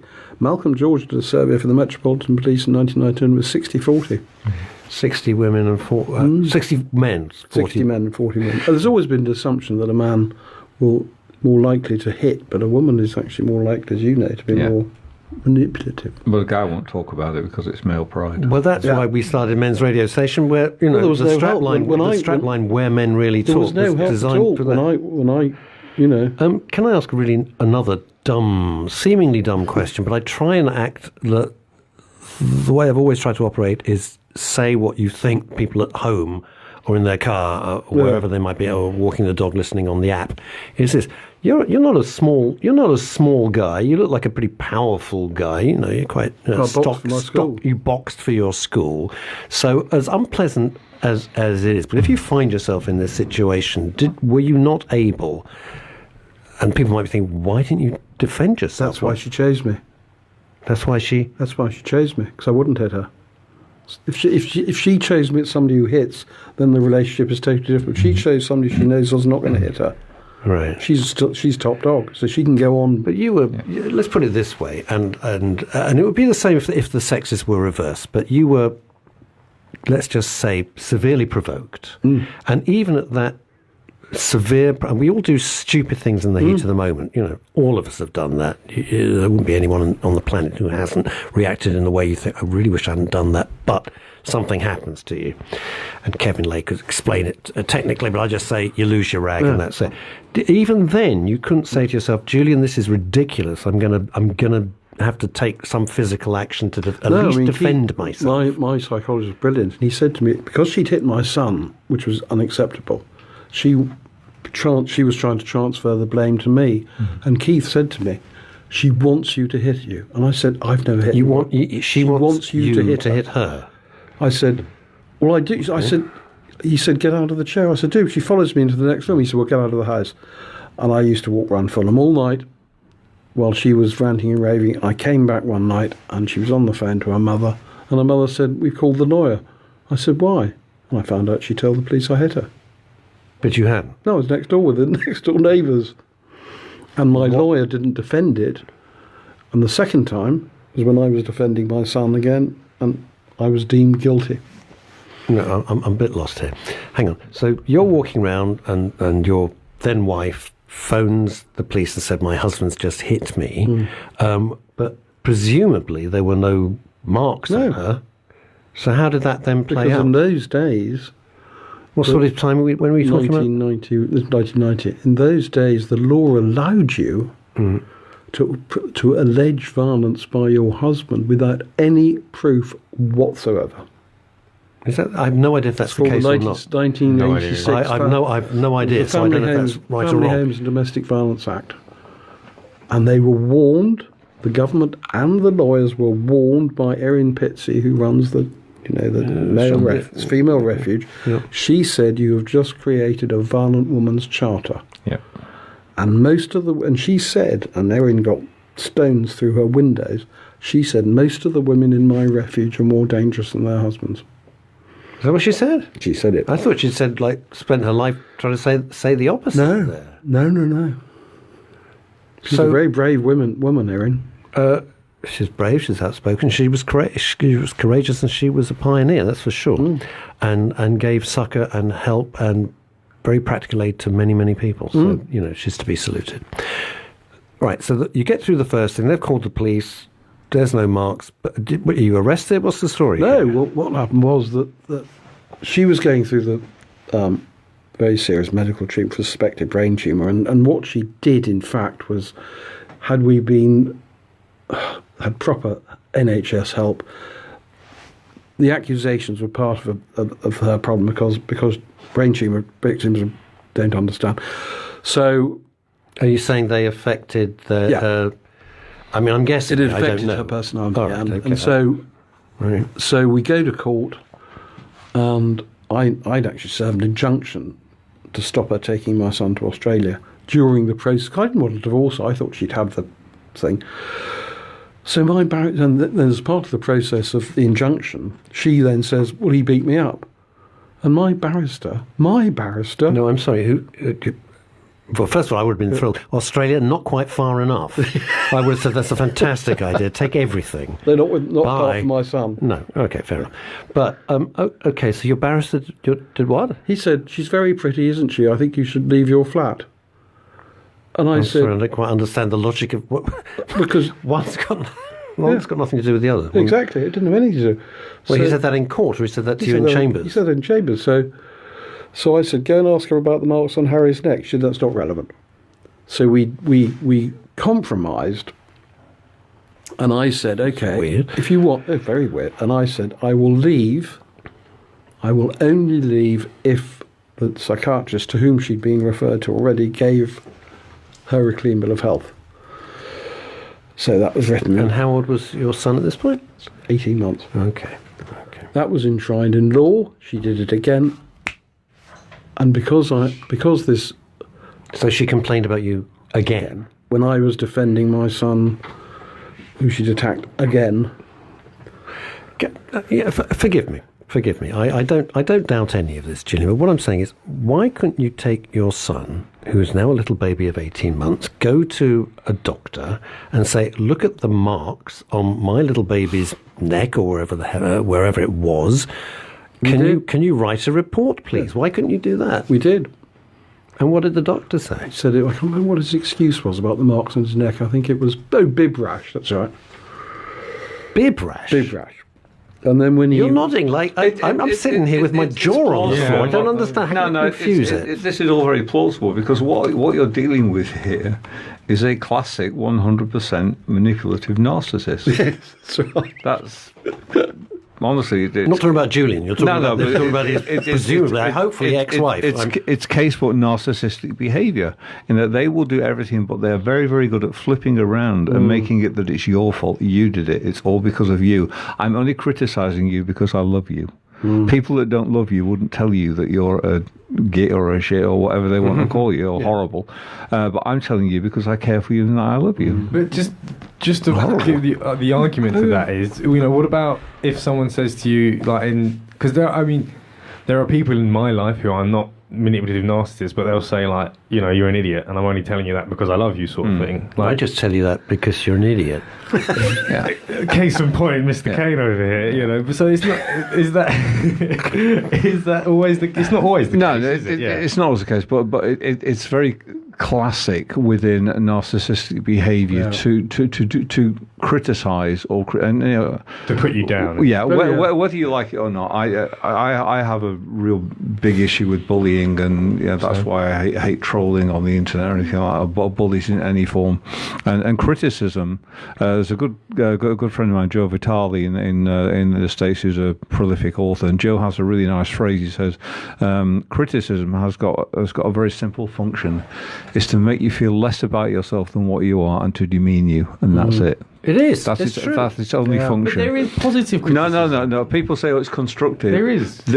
All right. The next thing I will say to that, okay, when somebody gives you constructive criticism, does it make you feel good? If the answer is no, it's bullying. No. Hang on. Let me just ask. We're going to delay the break because it's important. If I say, I'm going to use James as an example. Okay. Let's just use James. Now, I'm not going to be rude. Not one of my jokes as ever. All right. Okay. Well, All right. So if I say to James, look, I thought you did this, this, and this. I'm making this up, James, and this is not a real example. Getting my pen and paper. Oh, for goodness sake, Take me to the tribunal, why don't you? So, if I say to James, great, this was great, I thought you could have changed that, or I didn't really like. Now I'm not doing it. You can ask him. He can be honest. Yeah, that's not criticism. That's feedback. Different thing. So if I say constructive criticism and say, I don't know. You see, this is a very fine line. It is a very fine line. Very fine line. Yeah. If somebody looked at... All right, let me give you another example. Actually, there's only one way to really truly give feedback, and that's in NLP, what they call a feedback sandwich. Is here's what you do really well.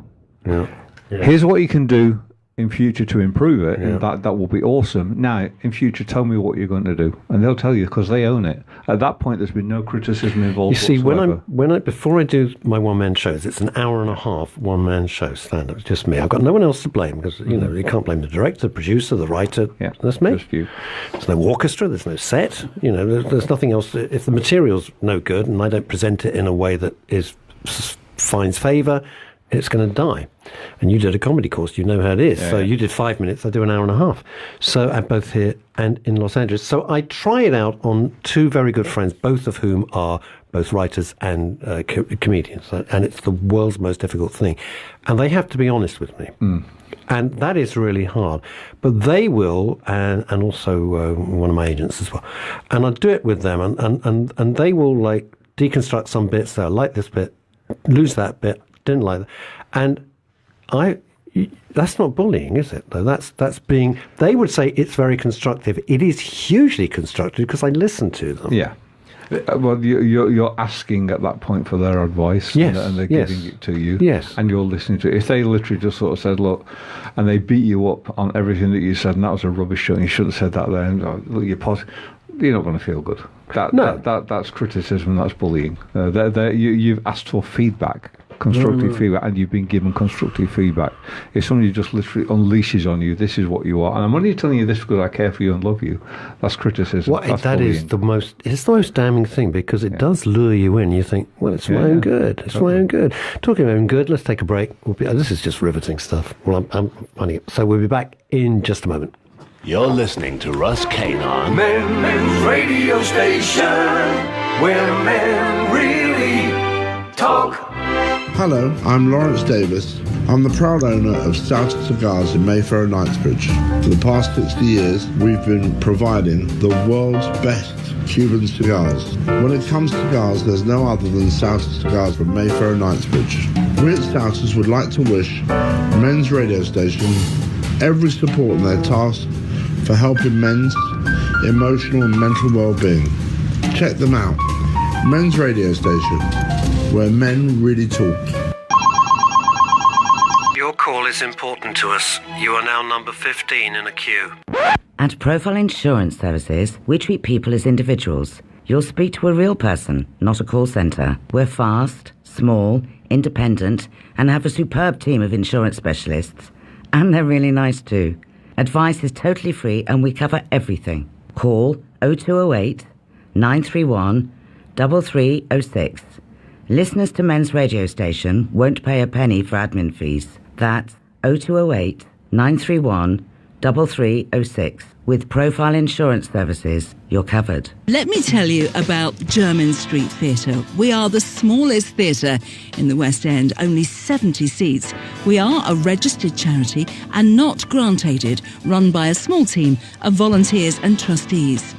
Jermyn Street Theatre is a hidden gem.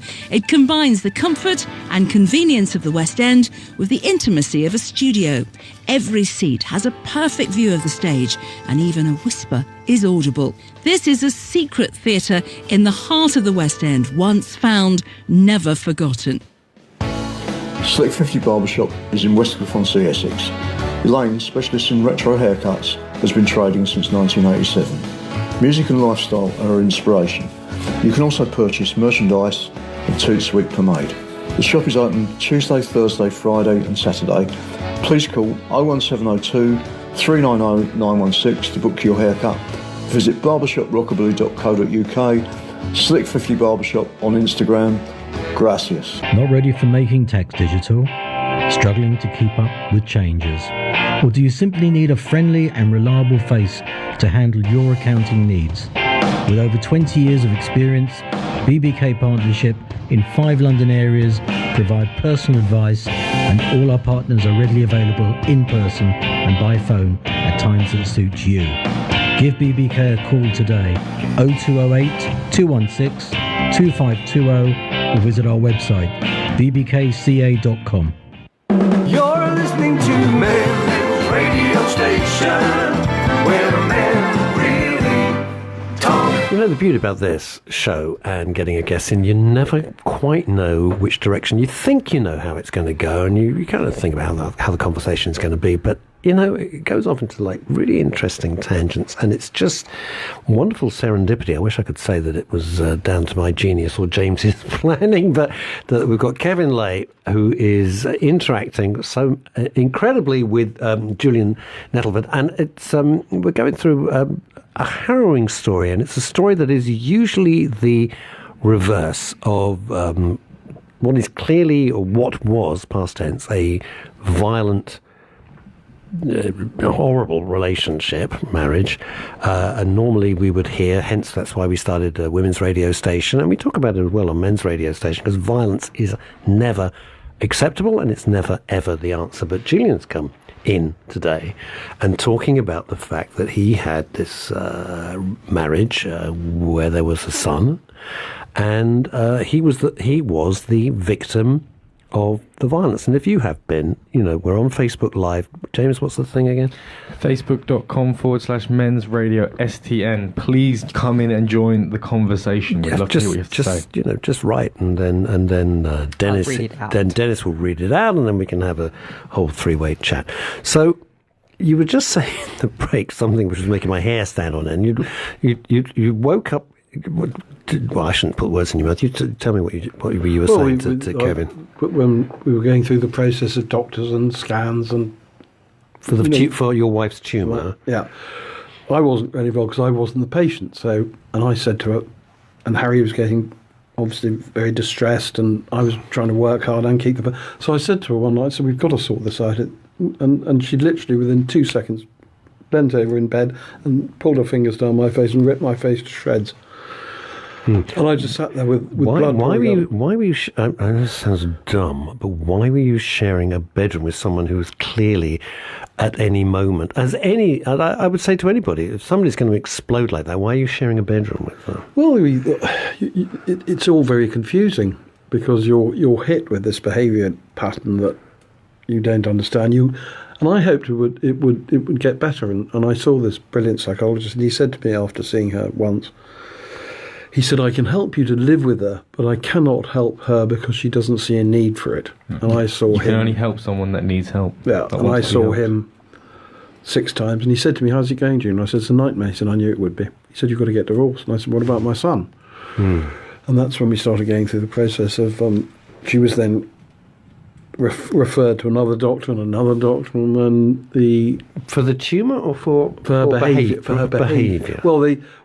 Well, how did you? I'm just curious, Julian. How did you persuade this lady that she should go and see someone? Well, that's the extraordinary thing. I mean, that is because, and if you look back in her family history, her grandfather and her father had a tumour on exactly the same spot on the left-hand temporal lobe. And I think she saw her father being cut open. He'd lost a bit of an eye and he'd lost a bit of an ear. And the extraordinary was when we were engaged, she got a tumour on her ovary. And they removed it. And I remember picking her up from the hospital.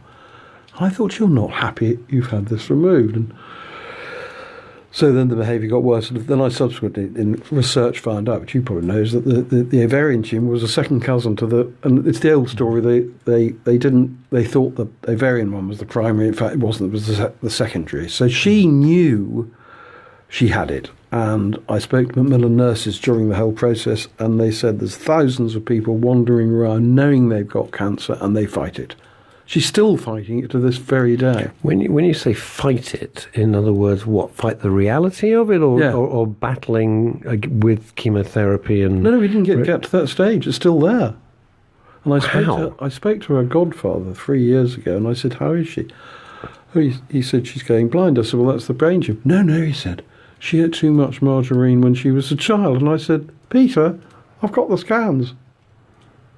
So, Kevin, I'm going to ask you, because you're the nearest we've got to a medical man in the room, is if you've got a tumour on the brain and the one on the ovaries was removed, you're saying, how can you not not have an operation or not have chemo? I don't understand. It depends on how your brain is functioning with this. You see, I think she was probably quite an intelligent lady, actually. Yeah, probably hyper intelligent in many ways. But the other thing is, if she has this kind of almost like superiority complex, which I would guess, then what you've got is, okay, there might be doctors, but I know me more than anybody else. And what then you have is you have a structure that's kind of going, I'm not going to believe all their negativity of I've only got 3, 6, 9 months, 12 months, or I need this now, because... And in a way, sadly, she's kind of right. There is a big element of nocebo effect, which is the opposite of placebo effect, where you can think yourself ill. You can think yourself into the grave if you want to work on it hard enough.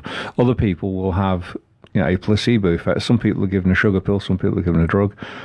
The efficacy rates of both could be quite similar sometimes. I mean, the most tested drug on the planet is placebo. And yet they will not create a drug. They do a placebo for everything, don't they? Yeah, they will not develop a drug called placebo, even though the efficacy rates will fix 45 to 55% of most things. They've done placebo operations on people where they've literally done an incision into the knee, told them that they've had an arthroscopy or a meniscectomy or something, and the injury goes away. I've heard that as well. Yeah. It's incredible. Yeah, and I know these are surgeons doing this. But Kevin, presumably, and again, I am absolutely not a medical person, but they could only do that in an instance where it's okay if they didn't operate. If there's something which they actually had to operate on, and they said, actually, we did it, but they didn't. Yeah, that wouldn't go away. Now they've also done things on cardiac patients too, with cardiac issues, where they told them they've put a stent in and that they'll be okay, and they're okay. It's because why? No stent. Yeah, because why? They've not put a stent in. Why? Because because some people are starting to understand the power of the mind-body connection, which is huge, and the power of the placebo effect is incredible. There's some great books on it. Dr. David Hamilton, who's a scientist that's kind of moved across to the more esoteric and woo-woo side, if you like. However, the science has all got... It's no longer woo-woo, and it's interesting... What does woo-woo mean? It's interesting... That's Pat Sharp, by the way. That's what we used to say with Pat Sharp. Woo-woo! Yeah, but it's interesting that what was classified as sort of strange and weird now, it's all coming around... it's all coming around full circle, and science is catching up with what a lot of complementary... I don't use alternative because they're not alternative. They've been around 3,000 years, some of these things, and conventional medicine has been around a couple of hundred. Who are you calling alternative? And I could get my phone out now, and I could go into a thing called iTriage, bring up any drug, and list you the side effects of any drug that are on there, and you would look, well, why would anybody take that? Right. Whereas the side effects of most complementary medicines are it either works or it does nothing. You see, let me ask you a question, and Julian, you'll get this. All right. And it's this. I got called by my NHS surgery, would you come in to review your medications, certain things I'm on. I said, sure. So I go in, chat to my GP, who seems a very nice chap, and I said, the only thing I want to know is I feel good and I feel great. What are the side effects? And he said... I have no idea. Yeah. No, those were his words, not mine. No idea. And this so I looked. I looked. It's my GP. It's a proper GP guy, James. And so I'm sitting there going, hang on a sec. The only reason you asked me to come in, here I am, delighted to be in. I know how busy you guys are. I have one question. What are the side effects of the drugs I'm on? You go, we don't know. And I'm like, well, I don't know what to do now. And he says, well, if you don't take this, X, Y, Z, I'm not going to go into it, X, Y, Z is likely to happen. I said, well, hell, I don't want that, so I'll continue to take it. And I said, well, but forgive me, but why don't you know? I'm not doubting your medical knowledge, but why don't you know? And he said, well, the drugs haven't been around long enough. These are not cutting-edge drugs, by the way. These are long-term drugs. Yeah, I know. You're pulling a face, James. Imagine how I'm sitting in his surgery going, what the hell? I'll give you a story about my GP very, very soon. She called me and said, well, you have to have a drug review. I've only got one kidney now, obviously, because I have the other one taken out. And because of that, I have a very mild, and I mean extremely mild, hypertension, like the tiniest elevation in blood pressure occasionally. And... she called me and sort of said, you've been on this drug for time. I want to put you on statins. And I'm like, okay. why do you want to put me on statins? Because I think they're far better for you. Now, this is my GP trying to convince me to go on statins. I had to inform her that, that years ago I had an autoimmune condition called autoimmune urticaria, and people that have had autoimmune conditions should not be put on statins. I had to tell her, my GP. But she had your full record. Yeah. Okay. And my records were there. She would have had this on record. It would have said somewhere. And if she'd have bothered, but the whole thing is the pharmaceutical industry wanted statins to be out there. He said, this is subtle as a mallet in the face. Are you a fan of statins or no? Not particularly. Okay. There's far too many side effects. Which would as I say, we've got all the drugs that we need in our system. I'm on. All right, I'll be honest, because we're trying to be really, really frank here on Men's Radio Station MRS.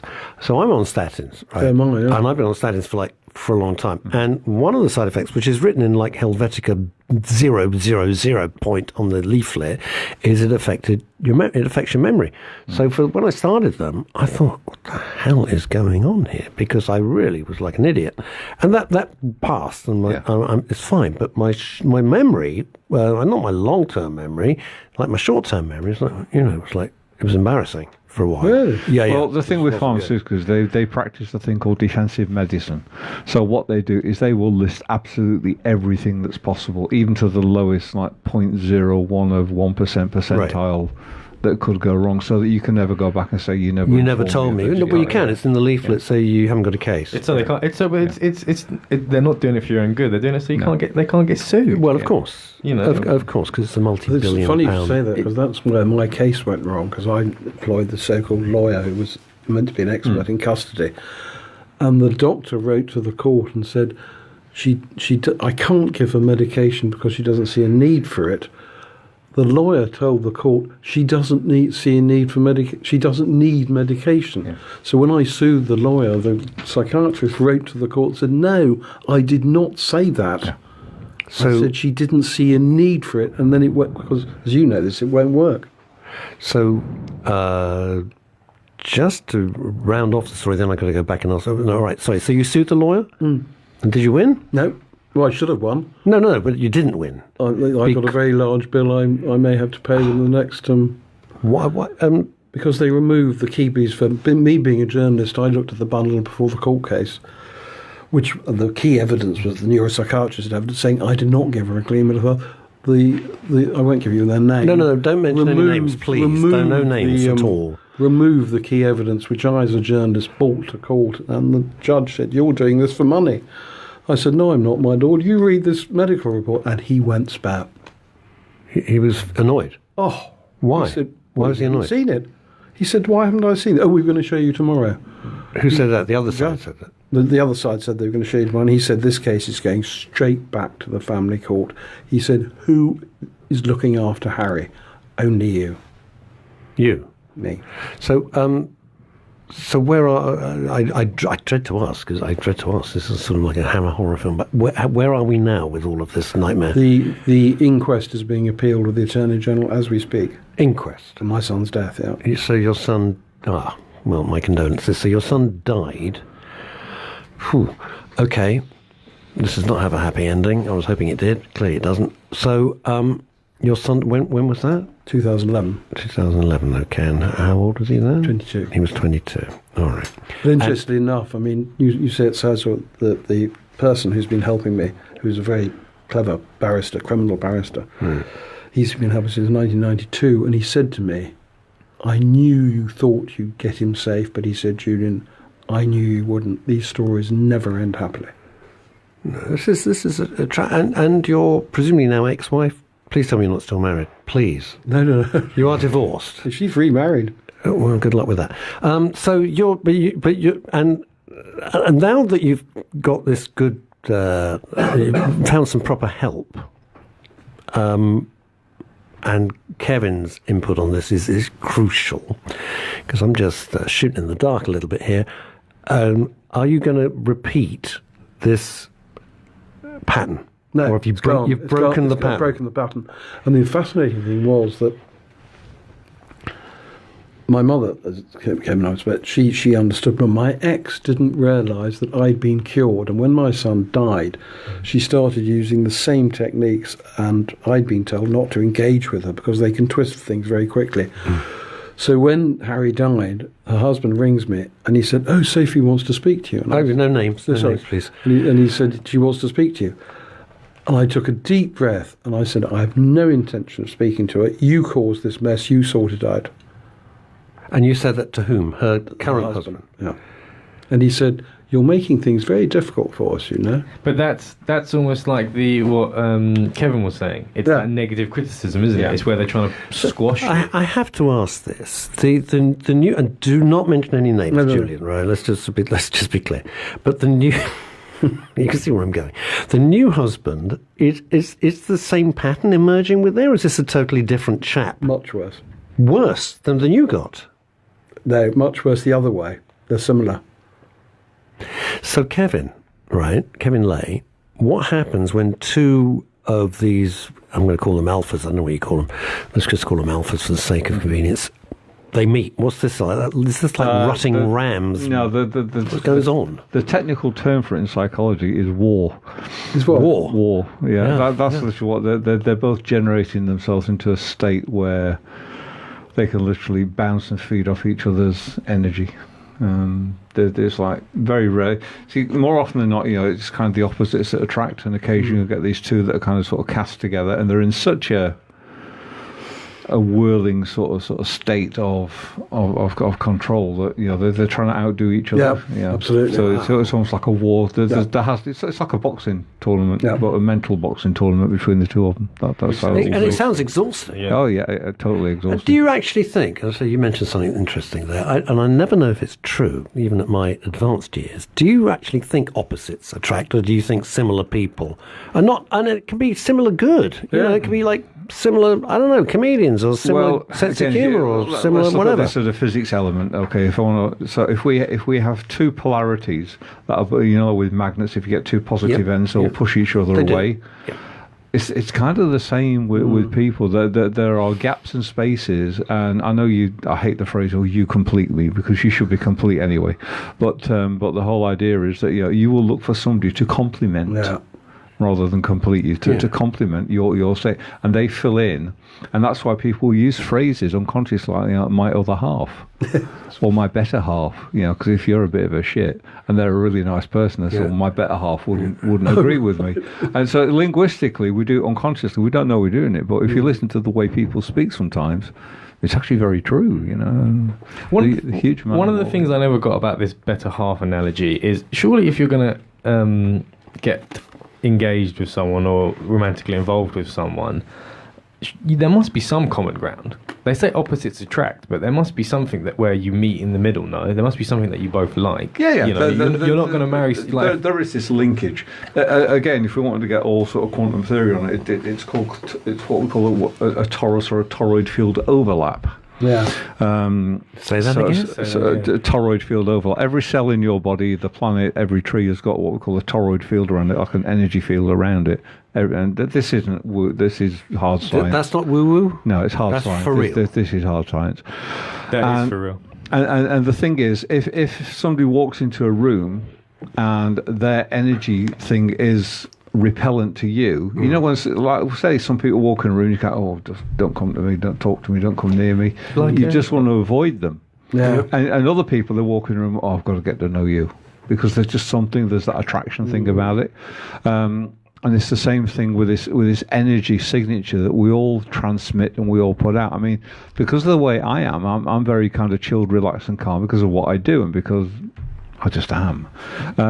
And people kind of like that about me. I feel really calm in your sort of, when I'm sat around you in your presence. Well, that's not because I'm doing anything externally. It's because I'm projecting that naturally. That's my core inner, and people either like it or they don't. Oh no, way too relaxed. But I'm going to say this. I don't want to embarrass you or give away confidence. But when we first met, you were pretty hardcore, very assertive, and I don't mean that in a negative way. Yeah. But you were there's confidence and then there's a level of assertiveness, and you're thinking, well, there's clearly no doubt in this chap's mind that he knows that he's convinced that what he's saying is absolutely right. I get that. And the next day, or even later that day, you sent me a very charming email, and clearly you'd read my mind.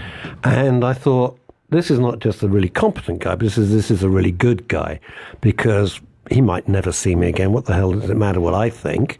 It's kind of irrelevancy to his life, certainly an irrelevancy to his career.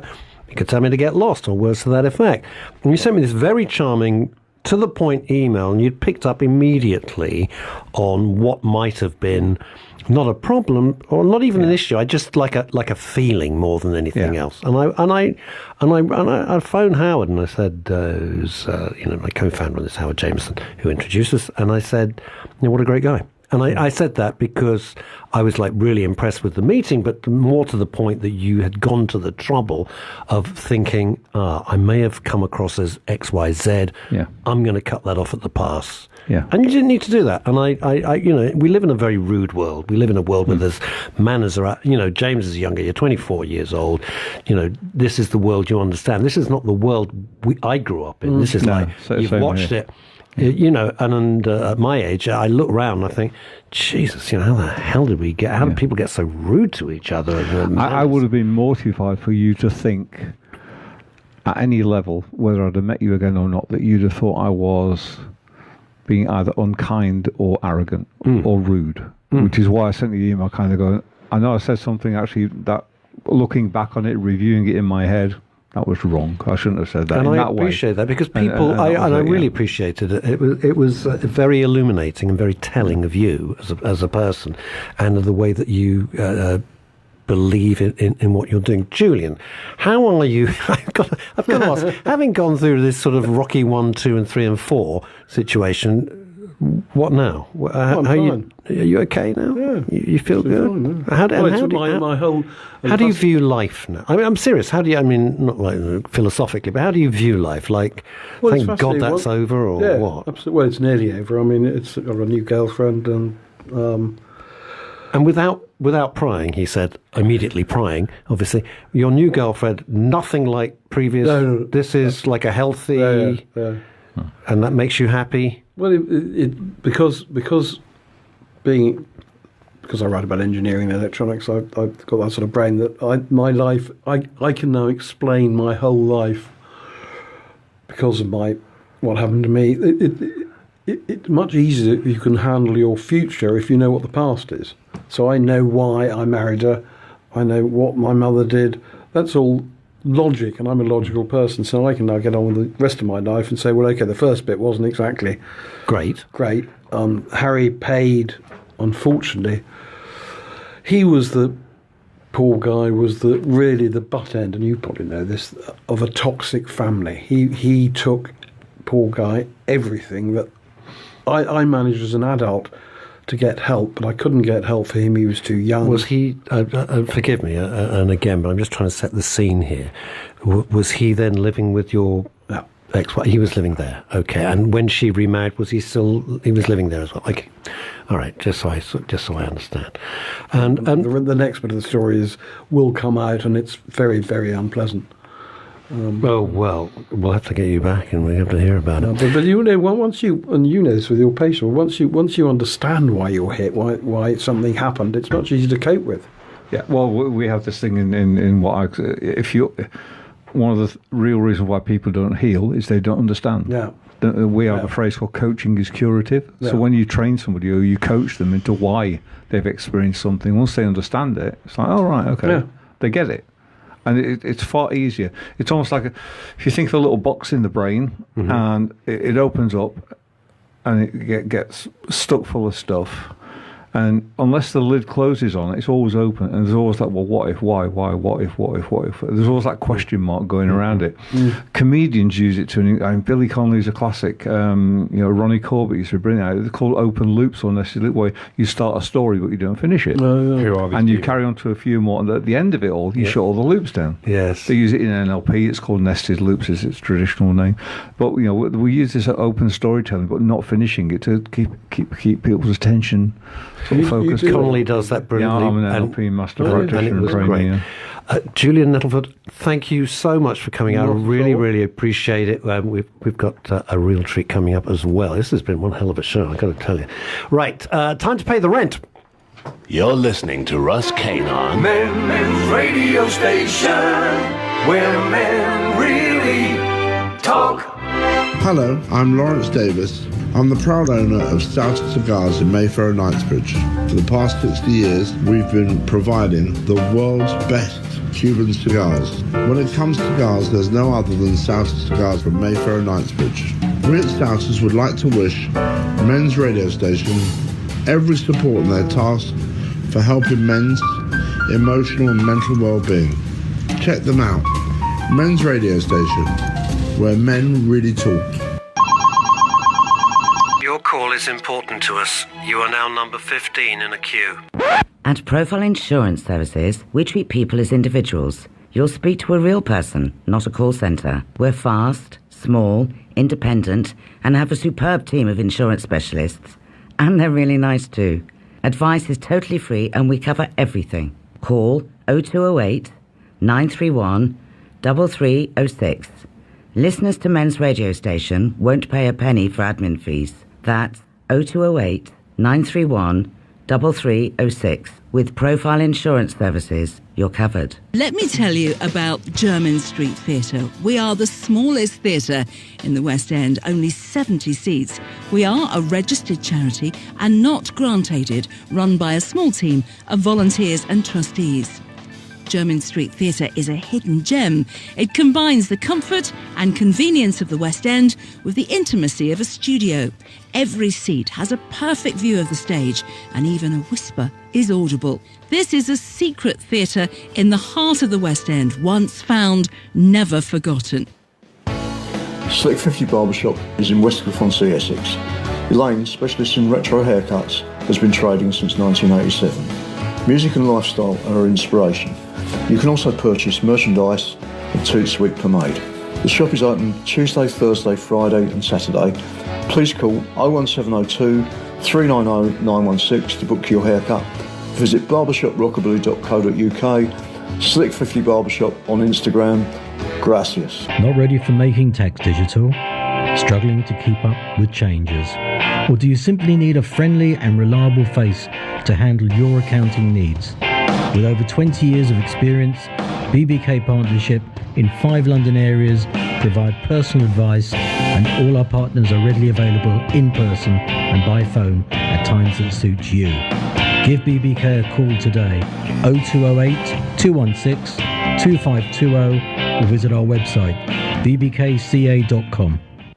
You're listening to Men's Radio Station, where men really talk. You know, I come out of these Sunday sessions and I'm absolutely wrecked. And I usually go with James Boy Wonder, producer, who's obviously immediately stands on the street to clear his lungs, don't you? Fresh air. Fresh air, which he rolls up. He rolls up that fresh air every time so beautifully into a nice rolled up fresh air little packet. It'll stunt his growth, otherwise he would be 7'2". I'm Russ Kane. This is Men's Radio Station. Boy Wonder, producer James Blake, riding the decks and answering all your social media, and just being his normal immaculate self is Dennis, social media guru. And Dennis, what's your company again? I'm a mental health blogger. Basically, I run Psychreg. It's a mental health blog. So. That's right. So if you ever want to know things, go on to Psychreg. And actually, we've got you're still speaking? What? You're still speaking? That was it. I just want to go over this comment. Don't big it up. It's from Jo Dawkins, and she said earlier we talked about placebo and statins. Yep. She said she had no idea about this, and she did not even bother to read the instructions, so it was kind of helpful for you to mention that. Joe, what's the matter with you? What's that? I don't read instructions, but that's because I'm stupid. But Joe, you got a brain like a planet. Don't do that. You've got to read what it says on the tin. Well, you know what? I can't be asked. I'll be honest. I just go, I'll take it. What the hell? If I drop dead, I drop dead. So I'm delighted to say that Kevin Lay, who has been jaw-droppingly extraordinary, and it's been amazing today. So he's staying with us, which is nice. Thank you to Julian Nettleford, who's gone off. That was a hell of a story, wasn't it? My God. Whew, you think that, well, for the grace of God go I. And We are joined now by Claire Ivy. Don't look into her eyes, don't look into her eyes. Claire, thank you so much for joining us here at Men's Radio Station. My pleasure, thank you for It's having really me. nice. I'm sorry you rushed in. I knew you were going to our green room. I thought you thought there was like a buffet or something. There's disappointed. absolutely sod No all in food or there, to drink. be perfectly honest. Look at that. It's poltergeist. I thought my whole laptop's moving. Right, Claire, tell us a bit about yourself, because you have a fascinating background. Thank you. Yeah, I'm a hypnotherapist, psychotherapist. I probably prefer to call myself these days a combination therapist because... Combination therapist? Yes, I Okay. think so. Because it's throwing everything in the kitchen sink when somebody comes to me for help. Right, and where do you practice? I work from my home address, so I'm based in Wickford in good old Essex. Why is it good old Essex? Yeah, it's Why? fantastic. It's the What, old Essex? cattle market, it used to be, literally. So, But I'm not doing the gag. You've No, so opened the door there. absolutely. I'm so not. Kevin's looking at me. He's going, don't worry, I'm a therapist, I can take it. It's all right. James is already ahead of me, and Dennis is in his world well. Yeah, there's some beautiful parts. I mean, everyone always makes Essex gags, but I used to have relatives living in Essex, and it was really gorgeous. Yes, still is. You know, I mean, careful, I have lots of family in Essex. No one cares. I'm on the Yeah. Essex. Oh, I'm on the wonderful. Essex team. Right, okay? yeah. James, look at my face. This is my I don't give a shit face, to be perfectly honest with you. Right. So, Claire, what do people come to you for? Everything or anything or Yeah, what? absolutely. Anything that bothers them. It could be obviously an emotional situation of some sort. So it can be as to that person as major as weight control, or it can be something more profound as childhood issues. So that would be more hypnoanalysis. Some things are suggestion based, where somebody can ask, can help me lose some weight, and we might work through why they need to or want to lose weight. And as I say, a combination of some hypnotherapy, which relaxes them in the first place, and hypnoanalysis opens the door to their psyche, which explains why they feel the way they do. And then the hypnotherapy is the last part in essence, which actually is the fix. Wow. In essence, that's all. I'm ticking all the boxes here so far. I'm like being number one patient. And how long did you? Because I always worry that people at home go, yeah, right. She works from home. Yeah, right. Where did she get this off the back of a complex packet? You obviously you studied properly, because there's a lot of.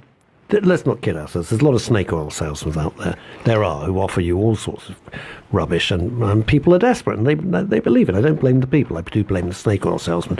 But you've obviously studied and you're fully qualified. That's one of the things we always want here at Men's Radio Station and Women's Radio Station. Yeah. We don't just get anyone in off the street and say, "Oh, come and sell your wares." That's not how it works. No. So when did you first want to do this? How did you get into it?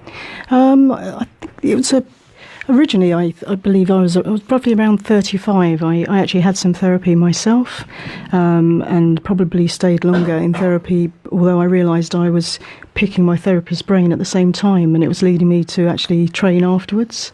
I found it so fascinating, the psyche and how we manage to suppress feelings into the vaults of our psyche, and we carry on our lives thinking we're fine, and then something happens and we're triggered.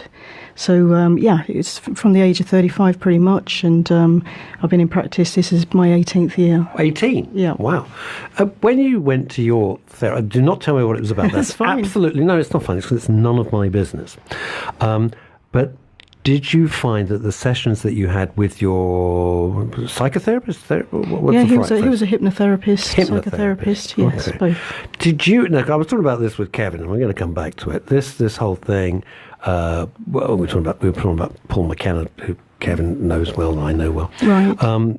And I've watched him do it, and it's amazing. And then when he tried it on me, absolutely. And I'm not saying this about Paul. I think it says more about me. Nothing happened whatsoever. Nothing. I didn't feel anything. No. And nor did I go under. I didn't suddenly come back and they said, No. actually, you were a chicken for 20 minutes. I mean, nothing. I think it That's is all. a bit of a myth, really. The feeling that you get isn't one, apart from relaxation. So just to allow yourself to relax firstly, that basically tells the subconscious mind that you're safe. And once you know that you're safe, you're more likely to open up and disclose things that you shut down and you don't want to go to otherwise. But do you know what, Claire? I am not the most relaxed person in the world. I live life very fast, deliberately so. I always hear the clock ticking. I think I got a monkey on my back as well. Mm-hmm. And the techniques that Kevin has said is like the most. This is ridiculous, but it's like the most relaxed I've been outside of Jack Daniels or whatever. I mean, it does really, really work. And at the moment, there's so much on, and I'm trying to achieve a lot, and a lot of things are all coming to critical mass. So relaxing is not an easy state to be in at all. And I just wonder if you can bring it in outside of what Kevin said, because now it's all about you, in daily life without going to see a hypnotherapist. Yes, absolutely. There are different techniques that you can immediately use. There are holiday techniques, and then you anchor that with holiday techniques. Sure. So it can take a moment even now for you to think of your favourite holiday. Immerse yourself in that, and that can take a minute. You can think of yourself in the bar, perhaps, or looking at the sea, or down a mountain. I'll tell you what my problem is. Sorry, I'm making it about me, but I'm just curious, as we've got experts in the room. Shut up, James. Is that I am... my problem is I don't take holidays, and when I do stop, when I'm not in London, I go to Los Angeles, I do my stand-up show in LA, and I see my friends. That to me is relaxing. I love that. That is great. So that's what you'd use? Yeah, but I wouldn't use my problem is, it is a problem, because go to the beach. I go, okay, I've been here an hour, what the hell, what? Now what? There's the sand, there's the sea, I've seen it. I'm bored now. I need stuff to do. And I think somebody like yourself, I probably wouldn't work that way with, because it's working with works for you rather than what I think works for me. So it'd be thinking about the time when you've really enjoyed working hard, for instance, or a time when you've had a fantastic meal with a friend talking about work. But it'd be whatever works for you, literally. So it's not it's bespoke. That's the great thing about it. See, the thing is, you're actually hypnotised a lot more than what you believe. Do you drive a car? Oh, yeah, okay. Sure. So you've driven around to somebody's house before now, and when you've got there, your brain's gone, how did I get here? All the time. How the hell did I get here? Then you're in a state of hypnosis to do that. How do you know to turn down your road and pull up in front of your house without even thinking about it? It's an unconscious process. Yeah. I guarantee that at some point you've been lying in bed at night and you've had a book in front of you and you've read a page, and at the end of the page you've gone, not one word of that's gone in. Yep, frequently. That's hypnosis. You're hypnotised all the time, which is why you find it, because you're hypnotised all the time, it's very hard to differentiate that and the state of being put into hypnosis. So it's called waking hypnosis. But how come I'm not having... if I'm hypnosis... And I don't doubt this, because everything you've said, absolutely, I can relate 100% to. But if I'm driving along in a state of hypnosis... how come I'm not driving into a bus, God forbid, or what's ruling me? Part of your brain, your limbic system, is still trying to keep you alive. That's why if you have somebody in a trance-like state and a fire alarm goes off, they're not going to stay in trance. They're going to wake up like that. Or if you say something inappropriate or something that completely contradicts their belief system, they will come out of trance in a heartbeat.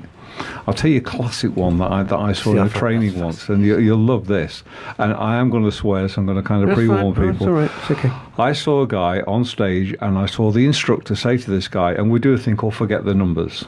Okay, so you'll count your fingers, and you count 1, 2, 3, 4, 5, 6. You'd lose the number 7, 8, 9, 10, and all of a sudden you'd have 11 fingers, and it's quite funny and it's humorous to see because you forget the number 7.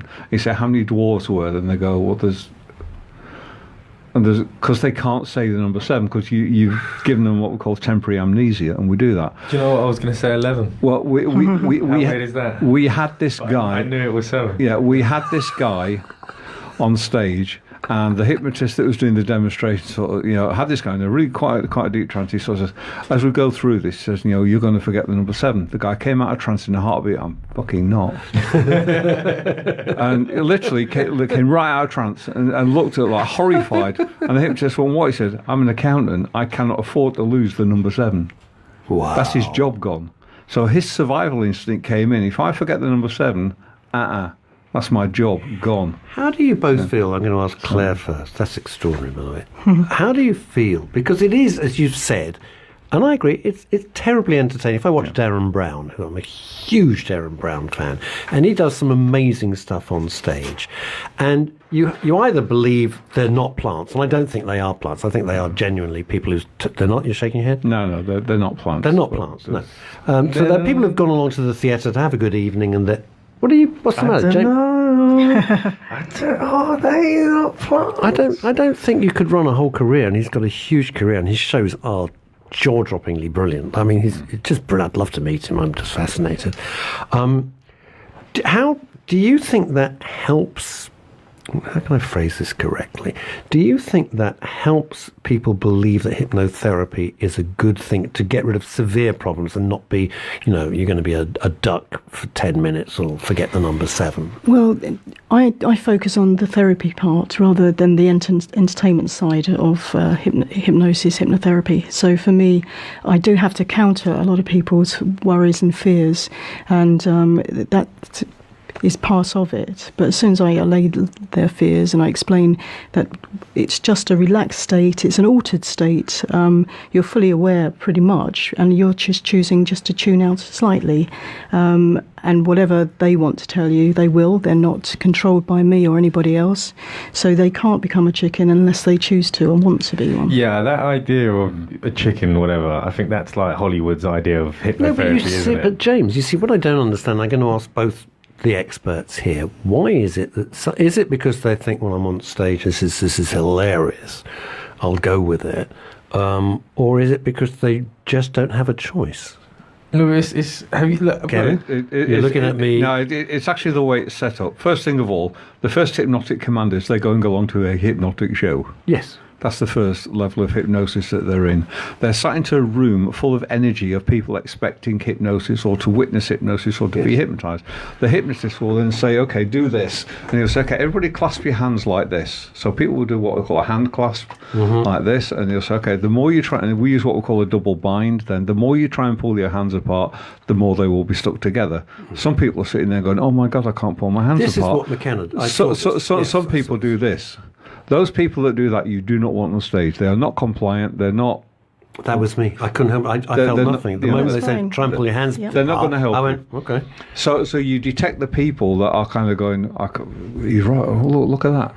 So you go, okay, you. You then bring them up. You then do what we call a few other suggestibility tests to work out how hypnotizable they are, and then once you've got it down to your last sort of 3 or 4, you then do what a process called fractionation, where you start to take them into a trance, but you don't take them all the way there. You bring them out. So you start, okay, and in a moment we're going to go to hypnosis, and as we're going to hypnosis right now, just see yourself calm down, see yourself relax, and as you start to relax more and more, the more and more you relax, the more you find you want to relax. But we're not going to go into hypnosis quite yet, because I want to ask this person this. Then they'll break it off and ask another question, and the person thinks, oh shit, I thought I was going to go to hypnosis. Yeah. So then they ask them another question, and then they say, okay, so anyway, so let's go into a hypnotic state again. So just sort of, then they'll break it. They'll do that 3 or 4 times. And then what will happen is when they actually sort of say, okay, now when they hit you on the shoulder and say sleep, your brain goes, right, I'm taking this opportunity. And they're gone. They'll go straight away. I always find that. And the other thing, when you see in these, especially in America, I don't do it so much here, but you see it in America and they go, I'm going to come amongst the people, I'm going to hit, and they just seem to touch the person. The person goes out like they've been hit by, Muhammad Ali in his prime. Yeah. You think, what the heck's that all about? I don't understand that at all. What Kevin's describing there to me, and no offence, it's almost like a magic trick. It's very much sleight of hand, it's very much slight little things, isn't it, that he's kind of doing, and it's not like hypnosis, if you will. Yeah. It's almost like stage magic. Yeah, we call it sleight of mind. Exactly. It's not hypnosis, it's sleight of mind. It's all these little things you're doing that trick the mind into thinking of it, where it's not actually being put into a hypnotic state. Kind of, it's a magic trick sort of thing. It's a very cool one. Is it? I mean, sleight of mind. Oh, okay. Because I remember I went on tour once, and it was a corporate thing, but it was a very, very big deal. And we toured the country, and Chris Tarrant did the southern half of the UK, I did the northern half, and it was a monster. It was like 1,000 people a night. It was a very big deal. And one of the acts, and it was an act, and I would say, ladies and because I was emceeing the whole thing, Chris was doing it down south, and I'd go, ladies and gentlemen, I've got to warn you, everybody, there's a pickpocket here. please be careful of your watches, please be careful of this, and be careful of da-da-da-da-da. And this guy would come out and he'd go, hi, Claire, how are you? Da-da-da-da. Then what's the time? And you'd look at your watch, and the guy, I've already set it up. Be careful, right? And it'd be like wearing your ring and wearing your watch. And I'm thinking, hang on, and I watched this every night. And the other thing that he would do, which was extraordinary, and I saw it once at dinner. I had dinner with the late Paul Daniels, and he did it at this dinner thing as well. When they go, Claire, all right, could you stand up? And you can't stand up. You can't stand. You're sitting in your seat, and I'm thinking, why can't you stand up? And then he said, do you think it's the seat? All right, okay, stand up. Go and change the seat. So they'd walk into the audience, they'd go back to their table, bring up a completely different seat in case they thought it was wired or magnetic or had Velcro or some nonsense, and they still couldn't stand up. It's amazing. Okay, when we finish this and you can move and everything and we're off air, I will do something with it. I will show you that you can do something you don't believe you can do, and I'll do it using hypnosis. Would it be run a radio station? That would be fantastic, frankly. Or have a best-selling book. That would do me, if you could just do that. Are there some cases, I'm not asking any specifics, obviously, I'm not that daft, where you think, I can't do this. This is too deep. It's too deep set, or well, it would be them rather than myself. If somebody is resistant and they don't want to go there, and it's not my job to obviously I facilitate everything for them. But if somebody doesn't want to go there, it's their right not to. I get their right. Is it because they don't? I'm going to use the word cured. It's the wrong word, but bear with me. I can't think of a better shorthand term for it. So, all right, say weight loss. They come to you for weight loss. Someone says, I just can't stop eating, or whatever. I don't know why they can't, but they can't. Do you make a judgment that, you know what, you really just do want to eat and you don't really want to lose weight? You're doing this because you think it's good. That's where hypnoanalysis comes in. That's when you do the work with a person to try to find out what it is that is preventing them from doing it. Because if they say they want to and they keep turning up, so consciously they do, but subconsciously they don't. So that's where the work comes in for us to create the harmony, so that both sides, or both parts of the brain, do the right thing. How long? I mean, on average, I don't know how long's a piece of string, Russ. How long would that take? Do you think? It is the person. It depends what their defence mechanism is. It's their Isn't that interesting? It's a defence mechanism. It's so complicated. They've come to you. They appreciate that. Let's talk about eating. I don't know what it is. Let's just say it's eating. It's a supposition. It's easier subject. So they've come to you. They realise they've got a weight problem. They want to stop eating. They think, I know, I'm going to go to Claire Ivy and she's going to sort me out. And they go there. And even then, on the subconscious level, they don't want to be there. Even though they're paying you, they've made the visit to you, they've booked the appointment, they've done all the grown-up things that one has to do to see a specialist. Yeah. And on a subconscious level, they still want to stuff their face. Yeah, and that is the problem, and that's why they come to me, because they don't know the actual reason why, or they've forgotten the reason why. And it could be so far back, it could be 3 or 4 year old that's doing it. Really? Because the subconscious mind. Well, Kevin's nodding. Time. Kevin Lay's nodding here. Yeah. It's extraordinary, though. So you have to go back and find the originating event. And once you do that, everything changes. Right. Wow, I got so many questions, but now we're going to take a little break, and then we'll be back with Men's Radio Station in just a mo. You're listening to Russ Kane on Men's Radio Station, where men really talk. Hello, I'm Lawrence Davis. I'm the proud owner of Stout Cigars in Mayfair and Knightsbridge. For the past 60 years, we've been providing the world's best Cuban cigars. When it comes to cigars, there's no other than Stouters Cigars from Mayfair and Knightsbridge. We at Stouters would like to wish Men's Radio Station every support in their task for helping men's emotional and mental well-being. Check them out. Men's Radio Station, where men really talk. Your call is important to us. You are now number 15 in a queue. At Profile Insurance Services, we treat people as individuals. You'll speak to a real person, not a call centre. We're fast, small, independent, and have a superb team of insurance specialists. And they're really nice too. Advice is totally free and we cover everything. Call 0208 931 3306. Listeners to Men's radio station won't pay a penny for admin fees. That's 0208 931 3306. With Profile Insurance Services, you're covered. Let me tell you about Jermyn Street Theatre. We are the smallest theatre in the West End, only 70 seats. We are a registered charity and not grant-aided, run by a small team of volunteers and trustees. Jermyn Street Theatre is a hidden gem. It combines the comfort and convenience of the West End with the intimacy of a studio. Every seat has a perfect view of the stage, and even a whisper is audible. This is a secret theatre in the heart of the West End, once found, never forgotten. Slick 50 Barbershop is in Westcliff-on-Sea, Essex. Elaine, specialist in retro haircuts, has been trading since 1987. Music and lifestyle are her inspiration. You can also purchase merchandise and Toot Sweet pomade. The shop is open Tuesday, Thursday, Friday and Saturday. Please call 01702 390 916 to book your haircut. Visit barbershoprockabilly.co.uk, Slick 50 Barbershop on Instagram. Gracias. Not ready for making tax digital? Struggling to keep up with changes? Or do you simply need a friendly and reliable face to handle your accounting needs? With over 20 years of experience, BBK Partnership in 5 London areas provide personal advice, and all our partners are readily available in person and by phone at times that suit you. Give BBK a call today, 0208 216 2520, or visit our website, bbkca.com. You're listening to Men's Radio Station, where men really talk. You know, they always say life, you never leave school. That's it. And you said earlier, Kevin Lay, if I learned something today, every day I learn something. Because I'm open to that, and that's how I think you progress. And in the break there, Kevin just said, I'm going to do this exercise on your side, and okay.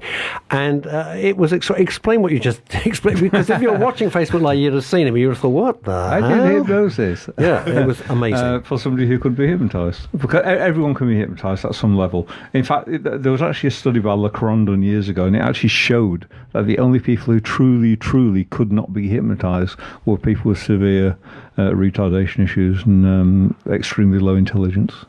In fact, the more intelligent you say are, one word. The more intelligent you are, one the more word from you. You saw my eyes. The more intelligent you are, the easier you are to hypnotise. Oh, I must be a genius. No, explain what you just did. It was fantastic. All I did was I asked you to go through a physical exercise at which your back would have said, that's as far as I can go, because that's your body being safe or trying to be safe and protect you, which is a good thing. We then asked you to close your eyes. I then got you to repeat the exercise just in your mind, but go further. Yeah. Now, once the blueprint of I can do that is set, when you actually physically try it the second time around, you can achieve what you did at an unconscious level. So it's powerful stuff. When I work with athletes, you do it all the time. I can't jump that. Well, then close your eyes and imagine doing it. And when they do it a few times, again, it's this Hebb's law. The brain can't tell the difference between what's real and what's imagined. It really can't. We could do a thing called the lemon exercise, where you imagine going to a fridge, cutting a lemon in half, putting it in your hand, squeezing it, and you imagine putting it to your lips, and your mouth will salivate. There's no lemon. Isn't that? It's the same. Have you ever done the thing with the ball? Yeah. Where they make you, and then it's like you can feel the ball in your hand. Yeah. Really? Yeah. Do you know that? Have you heard of that one? I haven't tried that one. No. It's Kevin probably knows it. It's more interesting, Kevin, because I've got a very tricky back following my car crash 21 years ago, and which is why you're hyper protective. I am very protective, because if it goes, I am out of action for 6-8 weeks. I'm in agony, and it's horrendous. It's my big fear, to be honest. So it's really interesting that you were able to do that. So what are the common reasons that people come to say, because the things we talk about here on Men's Radio Station a lot are depression, for sure. That is a huge issue, and so do people come to you for that? And we talk about fitness. We don't particularly talk about weight loss as such. It's not that. No, I have lots of people that is anxiety, depression, childhood issues. It's the whole range, really. It can be, as profound as someone who's, unfortunately been raped. It's absolutely everything and anything. I know that my mum, loving so, she went to see a hypnotherapist for some claustrophobia issues. Yes. She went for. So phobias are another big one as well, aren't they? That's right, yes. But why is it that a phobia and hypnosis kind of go very well together? Well, I find that lots of phobias can be learnt conditions, so they've been taught to fear something. So it's not necessarily the situation; it's just the perceived situation. Is that taught through experience? Is that taught through like school? It's from parents. They've seen a parent that might be frightened of a mouse, or frightened of flying, for instance. So of course they're taking their cues from their parents. They trust their parents, so they copy it. Well, my mum's claustrophobic, and she struggles to get on an airplane, but I'm not so bad, so I don't know. And where would she have? Because claustrophobia is a weird one. When you say learnt from a parent, like where would you associate that? It could be that, or it could be she's actually have been in a situation where she was locked in or closed, or felt closed in some sense, or that's the thing with analysis. That's how you find out. That's where you find the reasoning. That's how you find out what it was that got there. When I was a very little boy, my next door neighbour was a wonderful chap I haven't seen for a billion years, called Lawrence Gassman. Weird name, but there you go. And he and I thought we'd play hide and seek, and because we were tiny tots, and we locked ourselves. I can remember it like it was yesterday. We were tiny, locked ourselves in an airing cupboard. Couldn't get out. Obviously, the airing cupboards, they only shut from the outside and undo from the outside. And we were in there, and his mum, the lovely Alice Gassman, was downstairs playing the piano, and obviously couldn't hear us. And I don't suffer from claustrophobia. You thought I was going to say I'm claustrophobic. I thought you was going to say claustrophobic. No, not at all. You hate the piano. No, it's worse. I can't play the piano. I put it down to Lawrence Gassman and the airing cupboard. I've got a message here. I can't read out the message from Katya Baker. Katya, thank you very much for your very kind comments. I'm sure between us there is something we can do for your friend. I'm not going to discuss that now because that would be breaking confidence unless you write to me now and say, yes, it's okay to discuss. Otherwise, it's not right for me to discuss on air. But I am sure between all the experts that we've got that we can help your friend. But don't let him do what he's talking about, because that was just a disaster. So feel free to message me, Katya. That's fine. Thank you. We can put you in touch with anyone. Absolutely, we put you in touch. Put your friends in touch with some of our experts. We're only too pleased to help. I'm very sorry he's going through this. It's interesting. So. Depression is a huge thing that we deal with. We have a lot of guests who come in, and I'm wondering between Kevin and yourself if there'd be different ways of doing it. Because the extraordinary thing about Kevin is, and it's pretty. I'm not making light of this at all, so just don't get upset. It's much more quick fix. In other words, the Americans, I used to live in America, and why I say that is this. When I lived in America, and the guy who worked next to me was a lovely guy, but he was in therapy, and their process was to completely deconstruct you. And he was a wreck. And then when the guy went on holiday, he was in panic mode for like 2 weeks, because it's as though they'd disassembled him.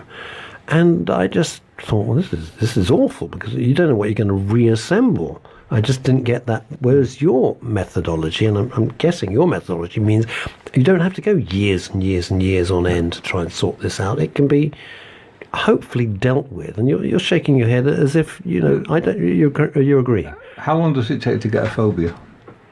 I can't answer. A second. Probably. Your phobia is triggered. You carry the phobia bag for 30 years. Yep. How long does it take to drop the bag? Hopefully a second. Yeah. It's interesting. So the amount of time that somebody's had something is irrelevant, in my opinion. I know there's a lot of psychoanalysis that will go there, and if you want to argue with me, then fine. Well, I'm not gifted. No, Kevin, I can't argue with you because I'm not medically gifted. It's like this. Here's a cool thing. Just on my older card here, just hold that out at arm's length. Look at the cube. I'm looking at the cube. Well, I have been handed a so it's radio, right? So I've been handed his business card, and there's a cube. There's a three-dimensional drawing of a cube. So look at the cube. It's going in one direction, yeah? It is. Probably about now. It'll flick over the other way. See? Actually, no. No, okay, it's going one way, and then it'll just jump over. Oh, now it's gone. Now your brain. What the hell? Exactly. Your brain has just changed. What the hell? Your brain has just changed the way it can. What did you just do to me? Your brain can change the way it can see something in an instant. And now it knows it can do that. It can't not do it anymore. It's as simple as that. Have you done this, James? Dennis, do it. Go, Dennis. I was sitting from here. Dennis, do it. I saw it. You see it, yeah. Have you seen the one with the train? Never mind the train. We're doing this. It's the same thing. It's the James same Blake, thing. Boy Wonder producer. Right, hold it out. No, hold it out further. Keep looking at the Unbelievable, cube. this Keep is. looking at the cube. I'm looking at the cube. I'm probably about... Now flick over the other way. No. Okay, keep looking at it. When you think it won't happen, it'll just happen. Oh no! There you go. Oh my god! Yeah, just like That was so weird. Yeah, yeah. It's the weirdest thing. Oh my god! That was. Oh, it's done it. Oh, Yeah, done it again, oh yeah. my god! That is. Oh. I'm spooked. You know what? I know what I'm getting you for Christmas. Just a three-dimensional drawing of a cube. Keep him happy for hours. Wow. That is So the brain responds very, very quickly, and the quicker you can get it to shift. It's like Richard Bandler, who's the creator of NLP, said it's like bending metal. If you have a sheet of metal and you bend it slowly and you let it go, it'll go back to where it was. If you bend it again slowly and let it go, if you snap it like that, it's bent out of shape. You can't put it back. You can't panel beat it back to exactly how it was. It's gone. What is the science behind that? What is what is your brain doing there to make it flip? It's a pattern break. It's snapping the old. It's literally just sort of snapping it out of the way. It's kind of going, whoa, I could do that. Whoa, and it kind of overrides it. It can't do it anymore. But why does it flip? It's not even a distraction. It's kind of is, but it isn't. It's more than that. It's like, okay, I can do it that way, or I should actually do it that way. Actually, that way is better for me, so I'll do it that way in future. So that's why when we do the finger things, it's real. And then it's what instant. practical impact does that have apart from being really could you use that to help get over phobias? Yeah. Because if you see a phobia as one thing, I can't do it this way. But no, I tend to do with a system that I developed called VCAR. We'll talk about it another time. I can do a phobia now in about 2 minutes. Oh, if that, maybe less. So if someone was a bit slack, say, someone had a phobia to work, Kevin, you could probably cure that. Yeah. Okay, I'm liking the sound of that, James. Where I'm at home. Where's the file? Where would that file be? Okay, so now my question to you... You forget the file one time. You forget the file one time. And then it's over. Not like you forgot a lead or anything today. That's the main thing. No, well, I'm not going to even mention... I won't even mention it because that would be really unfriendly. Right, and that would be bullying.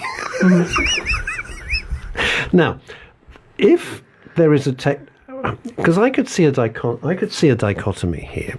If with the Kevin Lay approach, you can kind of go boom, and logic dictates if you get a phobia and you pick it up in a moment, somehow you should be able to get rid of it. How much of what many therapists, not you, but many therapists, let's talk about American therapists, because these people seem to be in therapy for years on end. And also the other thing that they do, especially again in America, is go around forever. And these are people in their 50s or whatever. How long are you going to keep blaming your mum and dad, for God's sake? You're an adult now. You've got children. You may have grandchildren. How long are you going to drag this around with you forever? Just kind of get over it. Well, it's about our understanding rather than pointing fingers, in my opinion. So once somebody understands a situation, a problem, then everything can shift. If somebody has a hidden agenda and they don't want to let go, that's their choice. But it's understanding why they're behaving the way they are. When you say a hidden agenda, if someone came to you with pick subject X, I'm not even going to be specific because I don't want to narrow the conversation down, and they do that, and you would be able to detect, I'm assuming, that really they're holding on to this thing because they think they want to get rid of it, but they don't. I mean, with depression, I don't understand that at all. One thing you don't want to have is depression. You don't want to feel depressed. It's horrendous. Well, some people say depression is anger turned inwards. So it can be, let's say, bereavement if there's nobody that they can blame. So the anger is still there. So the they anger turn is it inwards. gigantic. Yeah. The anger is gigantic. I'm very open about it. I lost my wife to cancer. Our twin boys were just 5 when it happened. Thank God somebody came along and rebuilt my life. But I was furious, and of course, who are you furious with? What are you going to be furious with God? That's really going to help. You can't be furious with your wife, she's dead. So you're furious with the world, and that anger is really like, Jesus, you can't dissipate the fury that you feel. But Yes. I was aware, I tried to be hopefully smart enough to know and to understand and perceive the processes that were going on. So I wrote it out. Wasn't great, but I wrote it out. But I do get that. But that anger, that feeling of impotence, and in business too. I suspect in business a lot. You really want to reach over the boardroom table and just smack someone straight in the face with an ashtray. Quite frankly, that's how I deal And with also, it. it's a link. Anger can link you still to the person that's departed. So it's a timing issue as well, perhaps. When am I ready to move forwards? Well, I went to bereavement counselling and I took therapy beforehand because I knew what was going to happen. It was unfortunately inevitable. And the bereavement counsellor, and I got terribly angry there. It didn't work out for me at all. But did give me one good piece of advice. Said, well, one day's too short and a lifetime's too long. I thought, well, that's fair enough. And that was it. And that's what I took away with that. I thought, one day's too short, okay. Lifetime's too long. You got to get yourself back on, back in the real world. Otherwise, the world will just run you over. But anger is it's very difficult to know how to. What do you do when you're angry? I know you said the finger thing. Is there more? See, the problem with anger is if you try and manage anger, it's like trying to push a beach ball under the water. It's going to come out somewhere else. So if you manage to suppress the emotion of anger, it is going to come out, as you quite rightly say. It manifests tend to be as either chronic sadness or even depression. That's how it manifests psychologically. If it comes out in the skin, it tends to come out as psoriasis or eczema. And if you think about it, angry skin. So the skin is a representation of the anger, just with angry skin, like psoriasis, scratchy and angry skin. Which is why anger management is not a particularly good thing. Whereas anger control, you see, about 3 months ago, I was at home, I had a box of Burford brown eggs, dropped them on the floor, I went nuclear. Because it was appropriate. You dropped a box of eggs? A box of eggs and went absolutely ballistic, like John Cleese on steroids, just crazy. But after about a few seconds, I thought, okay, ridiculous, pushed the thing down, took a breath, thought, right, okay, Pirate's jug, got an omelette. So I reframed it and, got an omelette there, which is cool. And the walk to the supermarket won't do me any harm to go and get another half dozen. So you kind of reset it. So you see, where anger management is an issue, if you train somebody in anger management and somebody's approaching them or their kids or about to scratch the car or something, and they need to be able to. It's a caveman response again to be able to go and be angry if necessary. So you don't want to suppress that because it's counterintuitive to your survival mechanism. Yes, it is. To turn off something that's going to keep you safe and help you survive. It's one of the most stupid things. I actually went on the British Anger Management Association website and read it, and at the end of it I was livid. That must be irony statement of the year because so far. It was like, honestly, really, no. Why do you think, Claire, that so many people now, and it's not my imagination, and I've got a vivid imagination, as you will find when you read my new book. That was subtle. Well done, Russell.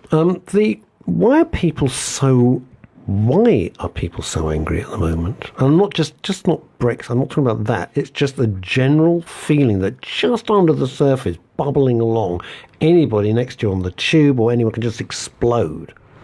Yeah, I think, perhaps you got to ask them, but because I'm quite cool. No, but I know, but you do feel it. You do. There's a palpable. I honestly feel there's some days. I'm in London and out. I live in London, obviously, but I'm in and out in meetings most days, and some days it's absolutely fine, and other days you just feel a vibe that there's just this suppressed. It's probably control, anger. isn't it? Perhaps they feel very controlled. They've come off a very crowded tube. They're going somewhere they might not want to go to. So what they prefer to do is all being suppressed, and they're doing what they have to do. So maybe it's just that feeling of lack of control. Do you think it's increased, or do you think it's always been there and I'm just noticing it because I'm an idiot? No. Perhaps it's increasing. Couldn't say really. I live out on the sticks and people don't seem quite so angry. See, I'm the same. I live in a sleepy Shropshire countryside, and it's lovely, and everyone knows each other. They're all kind and friendly. I will not in London now wear a Rolex watch. I've got a couple. I'll wear this because me too. I'm not likely to get mugged for this. Absolutely. I won't walk around with my phone out now because somebody might just come back and start.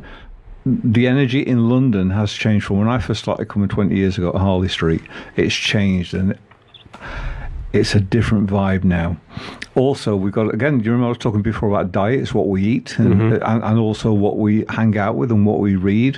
What we're seeing on the news and in the media all the time, and social media has actually made it significantly worse. I know it's your kind of playground environment, but you see people being able to say things on social media and be vile and stuff that they would never come up and say to your face. They'd never say because you'd deck them. You would. You would just say really, and then you'd hit them. Yeah, you wouldn't be able to control yourself. So now that level of that almost like acceptability of being abusive and angry and vile, and it's because it's in the, if you like, the cyber world, it's kind of transposed itself across to being acceptable in our normal world. It's quite scary. I feel, and I've been talking about this a lot, because I do a lot of social media, and I do it because that's how I promote the various businesses. We couldn't exist on Men's Radio Station without all the work that Dennis does, and James and Howard and myself, because that's the medium in which it is.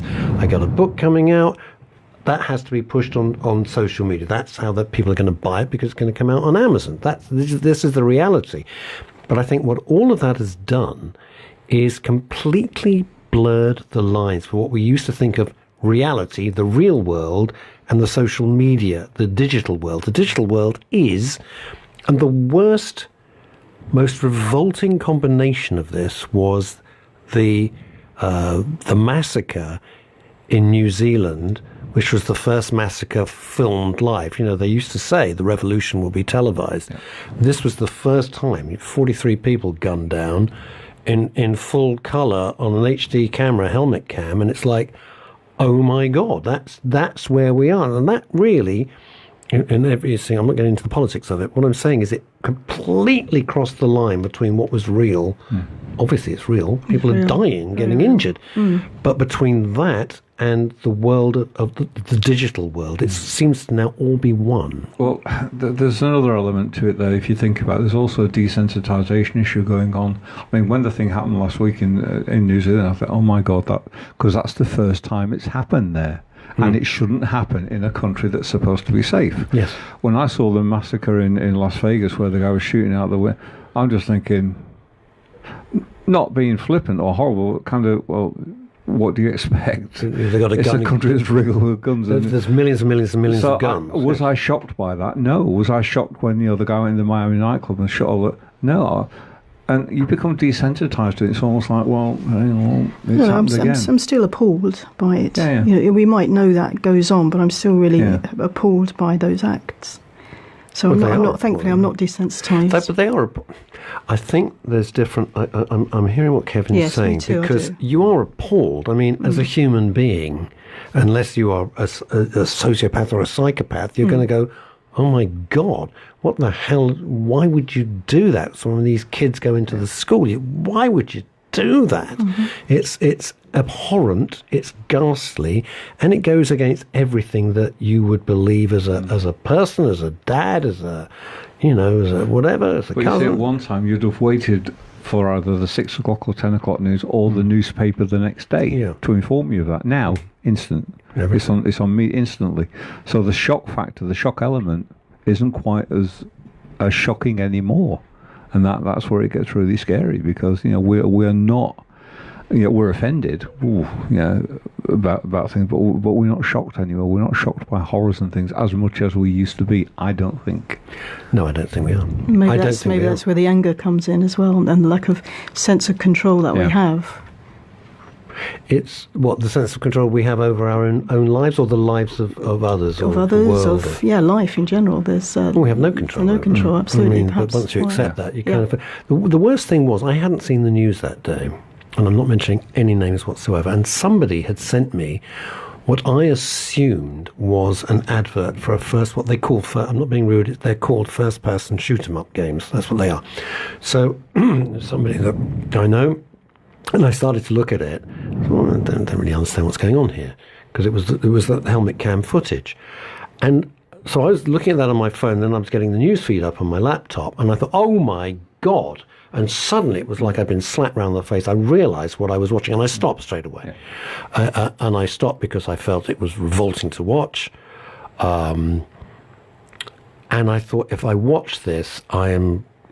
this is weird, this is how my mind works. I thought, I'm complicit. I'm not going to watch this. I don't want to watch this. I understand what a maniac going in with a machine gun into an unarmed place of worship is going to do. It ain't going to be nice. It's going to be absolutely horrendous. I don't want to watch that. So I didn't want to be desensitized. But the worst thing was I'd watched it for about 20 seconds and it didn't compute with me at all. But is that because it's so, like, shocking that your brain almost can't register it? Do you know what I mean? It wasn't that. You know what it was? It was because it looked... I'm on difficult ground here, so please bear with me, because I know it's still very sensitive, but it looked... Because it was going from room to room, and if you've ever played those, those mission games, you're going from room to room. It's a first-person shoot-'em-up game. But that's what looked exactly the... It looked and sounded... exactly the same. And after 20, I thought, oh my God, this is... And I stopped. Of course I stopped, because there's no way I wanted to watch that. But that's the thing. Your head doesn't go there because it's such a shocking thing. Your head doesn't go to that place immediately, does it? It just goes to like, oh, it's a video. I just thought, why am I watching an advert for a video game? I didn't know what it was. Well, there'll be a period of cognition before it comes in, and before realisation of what it is. Well, again, you did right. The moment you realise what it was, it's like off. I don't want to see this. Immediately. Again, that's your limbic system protecting you, because it doesn't want to get what they call vicarious trauma. Because if you'd have watched the whole thing to the end, that could have traumatised you greatly. Maybe not. But your brain switched off at that moment. I don't know what. Other people will have sat there kind of going, ooh, and they'll have watched it for whatever. It got millions. Strange you see, reason. The thing is, here's the thing: we all hate, and you're professionals in this. We all hate violence, and if violence was perpetrated on you or your family or your children, you'd be the first. I mean, one would be the first to start screaming from the rooftops, literally and metaphorically. So that footage taken by this horrendous fellow has been viewed millions and millions and millions of times. You've got to think, are you watching it out of curiosity? Are you watching it out of sympathy with him? Are you watching it out of sympathy with the victims? What is that? A lot of people get a dopamine rush out of it. Yeah. You see that when you're driving along, don't you? And then there's a crash, and you always see people rubbernecking. Yeah, I mean, there are a couple of kinds of people on the planet. There's what I call EastEnders people that watch EastEnders if you do. I'm sorry, but if you do, and there's DIY SOS people. I'd rather watch somebody being helped out of a bad situation, having their house rebuilt, and tears at the end like wow, and I cry. Than watch people yelling at each other. I can't watch EastEnders. It's so depressing and ghastly. I know people adore it, and that's just me. Well, look at the audience figures for it. It's massive. It is massive. It is massive. I've watched it for a couple of minutes, but it's not accidental. I actually searched for it. I know it was taken down on Twitter. So I look on another website. It's what you would call a far right, what you would describe as a far right website. But my goal for watching it is because I see it as a current event. That's relevant to what you do as a social media. But hang on, but you would know, Dennis. I'm just curious, because I go out of my way to avoid stuff like that. I mean, I won't watch atrocities in the Middle East. People, I'm like, what the hell do I want to see that for? I don't want to see it. So you knew it was going to be horrible. But you're an intelligent guy. You know that somebody going in with automatic weapons in any situation is only going to have one outcome. Did you? And it's a genuine question. Did you expect to learn something from that? No. But I was just. I just want to be like. How should I say it? Like, be more knowledgeable. I know like how horrible it could be, but I just want to see it.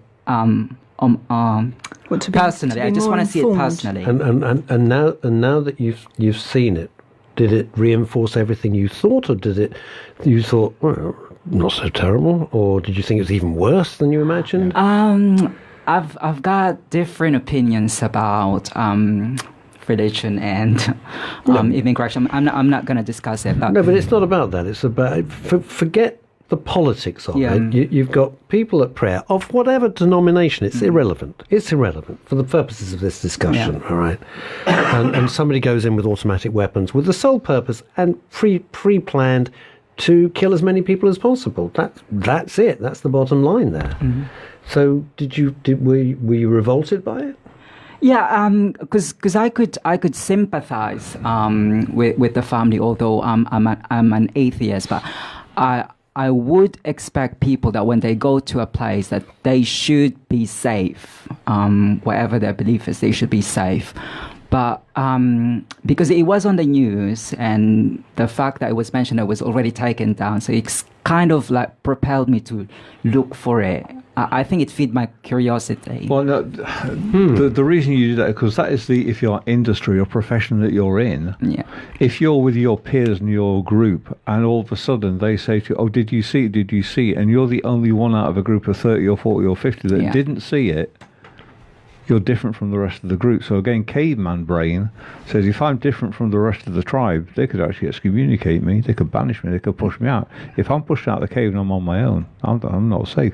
You actually went on that to look at it from a point of safety for you. Like peer pressure. Yeah. I think you're meaning. Yeah. But that's the world we live in now. Yeah, totally. It's peer pressure. It's social media peer pressure. If you're not on it, you're out of it. And it's like you talk about, you're excommunicated. Yeah. You're really? Do you really care that much? I banish myself. Do you care that much? You? Me personally. Yes, you, James Blake. You know that I am off all social media. Yes, you are. I think it's a terrible thing.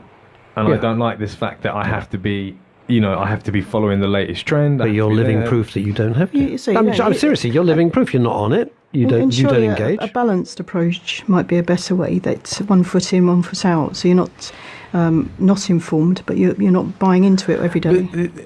I still knew about what happened. Yeah, absolutely. So that's the balanced approach, isn't it? But it's not so much that it's just more what social media does and how it creates this hive mind mentality of like, this horrible thing has happened, let's all jump on it, and that's what I don't like. You jump on the grief wagon. Exactly. Yeah, it's awful. And it's horrible. Stuff like that is horrible. And I agree. That's why you don't get involved and watch it, but you're aware of it, so you're informed. Yeah, but the informed is an interesting. You see, I think if you're not in it, yes, you're uninformed. If you're on it, you're probably misinformed. It's incredible. I mean, both of you will understand and must have to counteract so often people who are manipulated. You for certain. You both for certain. You must have people coming to you, and you can see, and indeed, like Julian, which was a horrendous story of being manipulated in the worst kind of way, and of course, social media is just such a quick way of manipulating millions of people instantly. The lines are so blurred. It's designed by psychologists to be addictive. That's this whole program. If you look at the people in Silicon Valley, there's actually a school there called the Waldorf School. They're all over the world, but they have a huge one in San Francisco. And all of the chiefs of Silicon Valley send their kids there because social media and any kind of technology is banned.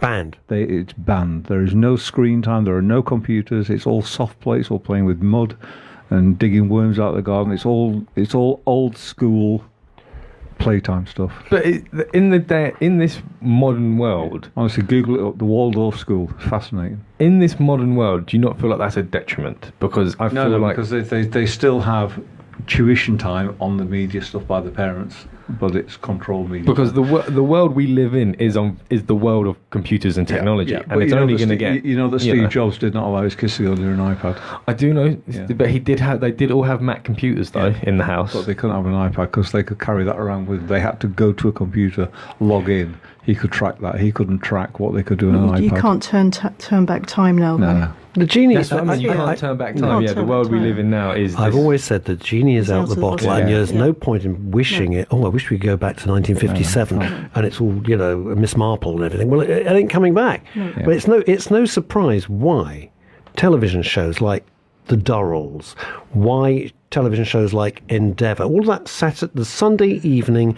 Let's go back to a time that kind of never was. It was never like that. Always like nostalgia, though, don't we? It kind of. Actually, nostalgia makes me a bit depressed, I'll be honest with you. Yeah. You have to come and see me. I have, I was waiting for you to get a plug in. I thought, finally, Claire, finally. Come on, Claire, for God's sake, you've got an hour of radio time, get a plug in there. Absolutely. No, but it's true. I mean, sometimes I look back and I'm obsessed with the Beatles. I loved the Beatles. My dad took me to see the Beatles, and yes, I am that old. And it was wonderful. It was absolutely wonderful. And yet when I listen to it, and as much as I love it, I've got to be in the right frame of mind, because sometimes it just takes me back and I think, Jesus, I'm not, look at all that's happened. Mum and Dad have gone, and, my grandmas are all gone, and, this, that and the other. So it can really put me in a bad place. As much as I adore the music, it can kind of trigger me off to thoughts that I don't particularly want to have. That's for a whole nother episode. What? The Beatles? Me and the Beatles? That's avoidance. That's what? Avoidance? Avoidance. Well, that's not a bad thing, though, is it? If it keeps you safe, why not? It keeps me... So this has been just an absolute joy for me. I hope it's been a joy for you. Let me thank James Blake, who are riding the debt. Why do you do that ridiculous sign? What is that? Are you like Usain? You're the Usain Bolt of producers. Boy Wonder. You're the Boy Wonder. I got to have a little pose. Superhero pose. Look, I'll pay for it. Can you come and see either of you, please? Dennis, thank you as always. And Dennis plays a huge part with Men's Radio Station behind the scenes. He's one of the unsung heroes, so thank you, Dennis. I'm saying that publicly. Kevin Lay, I hope you will find the time in your ridiculously busy schedule to come back and visit us, because that was amazing. If people want to get hold of you, Kevin, how can they get hold of you? Just hunt me down, Kevin Laye. Just go on and hunt me down on the Laye. Just hunt me down on the web. You'll find me. I've got a couple of sites up there. And Claire Ivy, if people want to get hold of you, it's www.hypnocaring.com. Hypnocaring.com. Yes, I think I used some social media today, and I've got the wrong Claire Ivy. Claire Ivy's probably sitting there running a fish stall in Felixstowe. Going, what the hell's this? So to the other Claire Ivy, I totally apologise, and thank you to all our guests. I'm Russ Kane. This is Men's Radio Station. Till we meet again, have fun. Thank you.